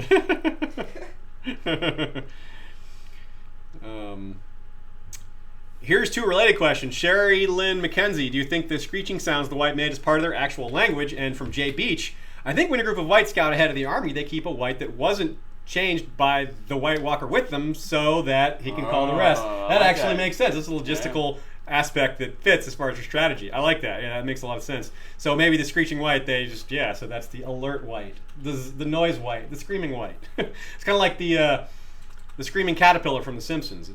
That's its job, is to scream. Make sure you keep one White with you that still has its vocal cords, so that's standard White Walker playbook. The humans have to construct their Magnificent Seven, so do the White Walkers.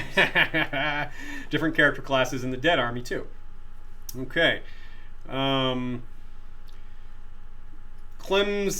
Siren, everything has a reason. Do you think that they have Arya talking about shooting arrows and then Barrack saying you have to kill the Night King, then could Arya kill the Night King with arrows? I do think the setup for arrows is interesting, and that's an interesting catch, because Arya does bring that up again. And we certainly talked about some setup for arrows. You know, like we have the kids being taught to shoot bows, and you know they talk about their arrowheads. Certainly, were part of the dragon glass cache that they found. You know, so yeah. Somehow, I'm suspicious of that. I think if anyone kills the Night King, they're gonna do it face to face. That's what I think. Okay. It won't be an arrow from a distance. That's probably true. Yeah, I think you're right. That's just not epic enough to just. Yeah. Okay, but I think that. We can still have Arya maybe shooting arrows at she may kill walkers. some other White Walkers or a bunch of Whites, or a squad of archers might take out a bunch of Whites. You know? So we'll say it's definitely possible, but we're guessing for storytelling reasons it won't go that way. Bernadette the Burnt wants to know how much food gets caught in your beard. Very little. I'm careful. A buffet. Just kidding. No, he is careful. Soup is the worst. Soup is what does it. Leslie Powell, are we ever getting Harrenhal since Jon's parentage is heavily hinted this season? I don't know. We've been really hoping for some Bran flashbacks this season. So far, we haven't gotten jack. No Bran flashbacks, so I don't know. I hope so. I've predicted it pretty much every episode, and it hasn't happened yet. Yeah, we still have 81 minutes left to get a Bran vision. But yeah, it might be. I'm not going to hold out hope, but I am. Well, yeah, I am. I'm just not very hopeful. I'm holding out hope. But I thought we might get visions every episode, and we would get a mix of like visions of what the Night King is doing now, and flashbacks to like super ancient history of what the Children of the Forest are doing, and more modern history of Bran's family, what happened with Ned or something like that. Yeah. Now I think we're gonna get one vision of one thing that's none of the things that we wanted. Maybe one of the things that we wanted. Grr. Okay. Running low on questions. We'll be wrapping it up pretty soon. I think. Like those questions I have in there? There's a bunch of questions you skipped. I skipped one on purpose. So yeah, let's see here. Browsing really quick. Here's one from Leslie Powell. Children of the Forest has been mentioned a few times this season in significant ways. Will they return again and help Bran advance his powers to battle the Night King? I'm guessing no. It seemed like they were done. I mean, realistically, there probably should be more of them, but... And I think that was their chance to come up again if they were going to, was that moment. They could have ridden the dragon back to the north to be part of the proof of the mysticism of Beyond the Wall. They could have been there with Benjen trying to rescue Jon. I feel like they had a bunch of opportunities to pull them into play and didn't take them, and I don't think they're going to. Yeah. Also from Leslie Powell, do you think Arya and Sansa are channeling how Kat and Lysa used to speak as kids in a secret language and coded letters taken on Littlefinger? No, I don't. I think Littlefinger is totally playing them. He's more experienced at this, and Arya's issues with Sansa are maybe blinding her to what's the truth of the situation, which is too bad because she's supposed to, look without seeing, or not see without looking, and use your eyes, not your preconceived notions. So, but no, I don't think so. I think, and the showrunners have also kind of hinted behind the scenes that, in no uncertain terms, that Littlefinger is playing. Now, maybe they're lying, but Arya didn't complete her training. You know what I mean? She did not, and she was never fully invested in the first place. She kept Needle hidden. She didn't really give up all of her possessions, and that's what I think we're seeing here. Is that the power that she has is dangerous. And that's why it was so important for her to go through the training, and she didn't. And power corrupts. That's a pretty common theme. And we draw these parallels between Sansa and Cersei and Dany and the Mad King. What if Arya was in more of a queen position? How would she be behaving? She would probably be darker than, or as dark as any of them. Here's a double question, one from Acre Frey, one from Jay McKinnon. These are connected. Do you think Sansa will compose herself and find ways to use Arya's faceless talents? And is Arya forcing Sansa to make a choice to be a queen or become a part of the pack? Yeah, I don't know. She is basically, Arya seems to be like, you're either with us or against us. And, she's got more of a Cersei attitude. Like, it's us versus everyone. And Sansa's like, no, it's not really like that. And that's part of their disagreement at this point. But I do think that if Sansa and Arya can settle their differences, if Sansa can get Arya to see things from her way a little bit, that she will become quite a valuable weapon. Sansa, and I think that's part of what Arya was showing her. She's like, she was trying to scare her, but it's a multifaceted scene in that regard. 'Cause it's like, it reveals that she has these abilities too. It's like, look, I'm powerful. This isn't just about me threatening you. Look how good I am. Look, I'm useful. It's not. So yeah, that's a good point. I think that'll come around eventually because I do expect them to work it out. I did want to put some thought into. I haven't got deep enough with this yet, and it may lead to some of the theories I'm kind of discounting about how Sansa and Arya are like a level ahead of Littlefinger. But it is interesting that Littlefinger gives the dagger to Bran. Mm-hmm. Bran gives it to Arya. Arya gives it to Sansa. Yeah. It is making its way around, and I haven't figured out how to make sense or tie any symbolism to that. Did she? I don't think she gave it to her so much as handed to her. That was still Arya's room. I'm not sure if that was like, here, this is yours. I suppose. She just kind of like, but no, I'm not going to. She threatened her and then was like, here you go. Handed it to her at least. Yeah, it's been handed off. Yeah. We'll have to see where it ends up next episode. If she just like sets it back down on the table, or if Sansa's walking around with it. It was like, oh, okay. All the Starks get that dagger. No matter what, they're bringing our attention to it again. So. Sansa. Oh, someone here says Sansa put it back down, so maybe it did. Yeah. Anyway, that makes sense to me. I wouldn't think she would keep it in any case. Sansa doesn't think she needs any protection, and she doesn't know how to fight with a dagger anyway. Yeah. So, all right. We had talking about some non-show stuff afterwards, but I think since we're at 3-hour mark, we'll save that for another day. But we will maybe give a little preview for that. We're going to talk about other shows that we cover on our podcast Fandom Media, and we want to try to get a feel from you guys, since you are our audience. We haven't developed a big audience for fandom media yet, and a lot of you guys are part of that audience, so we want to kind of get a feel for what you guys are interested in outside of Game of Thrones. Tell us what shows you're interested in. We'll tell you what shows we're interested in, and we're just going to have a hangout and chat about it, and it'll be fun. It won't be it won't have Game of Thrones content, but we wanted to get this conversation out there one of these days. Apparently today is not the right day for it, but y'all think about that in between. Talk about what show, get ready, think about what shows you want us to talk about, and maybe we'll be able to connect on some things like that. So we're just building this for the future, because obviously we have a couple of seasons. We have 2 years between now and season 8, and we want to keep hanging out with you guys. We want to keep having conversations. Most of them will be Game of Thrones oriented, but we want to be able to broaden our horizons a bit, so that just because it's fun. We all like each other. We're all kind of internet buddies. Some of us have met in person and all that. So we want to do that. That's something we want to do for fun. I've always tried to approach film, and nowadays I count television as film, with the critical eye, and a lot of it is just fun. Some is just entertaining and explosions, stuff like that. But there's a lot of, I'm going to say, art, sort of symbolism and drama and insight that's tied up in a lot of film and literature, TV, media, and I've really, doing this show has really got me deeper into that process than ever before. And doing other shows, the type of stuff we're doing here, we get to do with other shows. There's other shows that are as deep and artful as this one, and I think a lot of you guys might also like to do that. Might also like to find some other shows that have some depth and put the same thought and watch our analysis on it. Super chat from Perry down in Mexico. Thanks, Perry. Appreciate that. He says he came in late. That's fine. We are still going here, even if it won't be for a whole lot longer. Definitely had time for this. Why did Cersei invite Sansa and not Jon in the first place? Is that what happened? Was it addressed to Sansa? I'm not sure that it was. If it was, that is very interesting and bears further thought, but I didn't catch that. I just thought it was a letter, and it would have just been addressed to the king in the north. But if it was addressed to Sansa, that is very interesting. It was addressed to her specifically. Yeah. I don't know that I'm going to assume you're right. Let's say that Perry's right. So let's work with it as if that's accurate, and we'll just have to double-check that later. And if it's not, then this will be for naught. But if it is, I can think that maybe she is trying to undermine Jon, or maybe she wants Sansa to be there because she wants to reclaim her. It could be a bunch of things. One, it could be, and I'm going to tell you my default thought first. This is my default thought.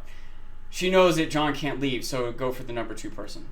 Does that make sense? Jon can send Sansa, and he will trust the knowledge that she comes back with. I think that's one way to look at it, right? But another is that something that was mentioned earlier is that maybe Sansa wrote that letter as a plant of some sort. Now, that doesn't make sense when she burns it right away, but maybe it's enough. Maybe she just needs to convince Brienne to leave, and Brienne telling Littlefinger to leave. That'll, even if he doesn't read the letter, these actions set in motion still might be enough for Sansa to mislead Littlefinger. But another idea is that I keep thinking about Cersei's comment. There's some things she wants to get back. Maybe Sansa's one of them. And if she could seize Sansa as a prisoner somehow, but again, that is a monkey wrench in Cersei's plan. If Sansa doesn't come, I think that's interesting. So, yeah, that is a good point. I see a few people coming in saying, "I thought this was going to be over by now." Yeah, sometimes we go long. Sometimes we go very long.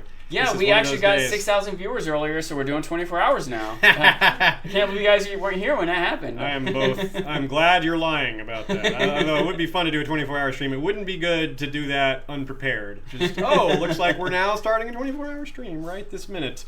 I would like to make sure I get a nice long nap first. And line up several pots of coffee. I see a lot of good show suggestions in here, so we're keeping... sort of keeping track of that. Ashay is watching, and so are we. And unfortunately, these chat comments, after the fact, they all get deleted. They're not preserved. So, if you want to send an email to westeroshistory@gmail.com with shows you want us to be covering in these live streams after Game of Thrones season is over, and in addition to regular Game of Thrones coverage, we're not going to be slowing down on that even after the season. Well, we're not going to be going at the same pace we do during the season. I just mean in general, the Game of Thrones content will not stop from this channel at any point in the near future. But we can always add some more stuff. So definitely send us an email if you like. If you have some suggestions, you certainly send more than one suggestion if you want, and we will do some concatenating and kind of see what the most popular suggestions are that line up with things that we're already interested in.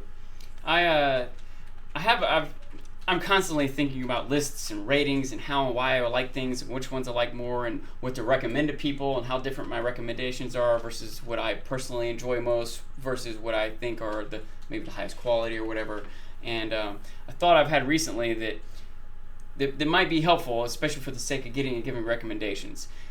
This is like an idea I've come up with. A point system, okay? You got 10 points to distribute among shows, and each season the show has uses up a point. So, for example, if you wanted to say Game of Thrones and Better Call Saul, that'd be 7 plus 3 points. That's it. That's your 10 points. But you could name 10 different one-episode series and you could say, Band of Brothers, Firefly, Better Things, Stranger Things, and you could get 10 different, or whatever mix in between. If that makes sense and you guys are absorbing this, tweet them to me. Tweet your 10-point lists of seasons worth of shows to me, or email them to History Westeros or whatever. But yeah, at Dancing Sean is his Twitter. Yeah, that's my Twitter. Dancing Sean, just how it looks. Yeah. I can't figure out how to word that description of that system in 160 characters on Twitter, but I was able to say it in a way that maybe people can follow up with that. Yeah, and I see Ashay is talking to a lot of you guys about some of the shows that we're definitely covering, so keep an eye in the comment box for some of the shows that we are already pretty sure, like Broad City and Mr. Robot. Sean and I are probably going to cover Vikings for Fandom Media, and we could have some of those chats about that show here on History of Westeros channel too during these live streams. Is a good time for it. So that's another thing we're working on. Oh, someone suggested Last Kingdom. Yeah, I would love to talk about Last Kingdom. I've read all the books too. I really like that series. So that's really good in conjunction with Vikings too. Vikings is a lot of material at this point, but Vikings and Last Kingdom together are really good shows. Yeah. Snow and Winterfell says Vice Principals. We haven't really watched that one. Sean watched one episode of it. We kind of... Danny McBride cracks me up, man. Danny McBride is funny. He is really funny. Oh, here's one. Here's a super chat from Alan Petty Jr. Finally can catch one of these shows live and make a super chat. Love your show, love your analyses, and reasonable thinking. Well, thanks, Alan. We appreciate that. We appreciate your analysis of our analysis. I've been trying to be unreasonable this whole time. Well, you're just going to have to try harder. Or try less hard. I don't know which it is. Depends on if you're trying to be reasonable or not. Yeah. Thanks very much, Alan. We appreciate that. Appreciate everyone who showed up today. We're gonna move on to our credits, but the credits take a few minutes, so still plenty of time to send your show ideas to Ashaya and just put them in the chat here. And if you miss your chance, just send them to us on Twitter at Sean there, at Dancing Sean, or to westeroshistory@gmail.com. All right. So let us give some thanks. First off, thank you to Ashaya for, as always, holding it all down. She is the anchor and the glue. And other words that fit that description. Supportive, connected, on top of things, all those good things. All of them are true. Also, thanks to Michael Klarfeld for our video intro, which we use as an outro for the live streams as well. Thank you to Joey Townsend for the music that is used in that video. Thank you to Jesse Koval for covering that music into a blues version that we use at the end of our audio-only podcasts. All really good stuff. Thank you to farfaraway.site.com for the stills. That site's been really valuable to us all season long. Thanks also to Watchers on the Wall. I don't think we used any Watchers on the Wall shots this time, but we use them pretty often. So I want to make sure to give them a shout out from time to time.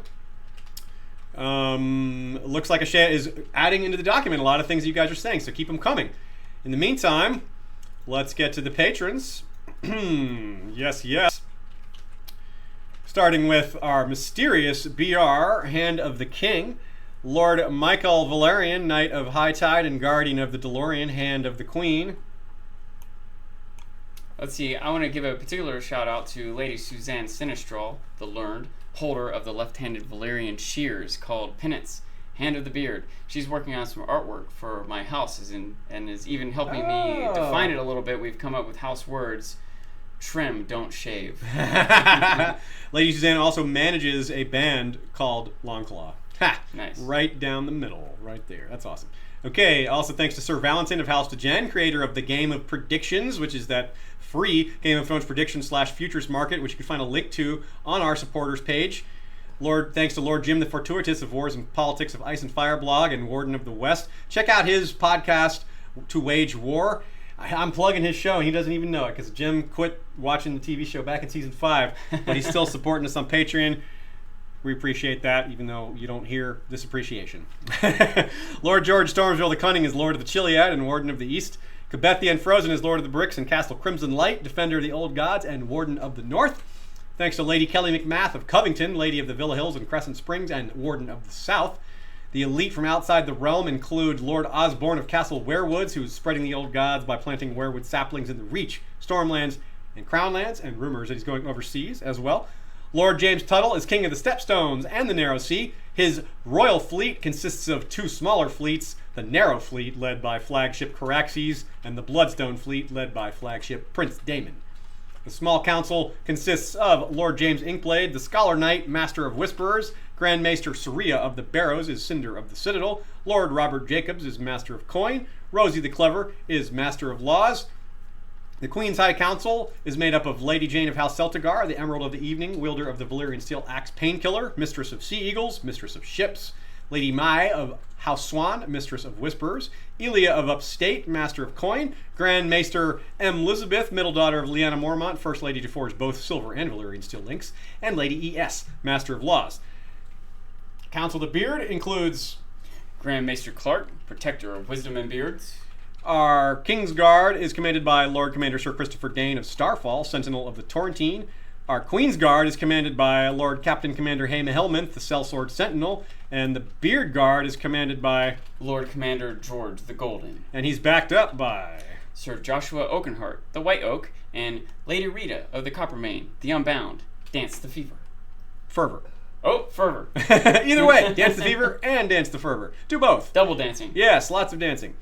Also, our lords and ladies in their high castles include Lady Direliz of Castle Nyaki, the Alpha Patron. Lord Dan of the Red Mountains and Castle Great Bell is Breaker of the Second Stone. And generous super chatter, thanks for that, Lord Dan. Lord Skip of the Velt is Lord of Castle Ganges. Gregor the Toasty is Lord of the Bread Fort. Alicia Everlasting is of the Green Blood and Lady of Desert Rose. Lord Ryan of Castle Stonegate is Guardian of the Rocky Mountain Pass. Lord Garin de Haviland is of Devil's Hand Keep. Ashlyn Winter is the Hawkeye, Lady of Castle Skyfall. I believe we saw you in the chat today, too. Lady Mikkel of Moonacre is leader of the Werewood Protectorate Alliance. Lord of the Halls of Castle Hillcrest is wielder of the Valyrian Steel Machete Everglazed.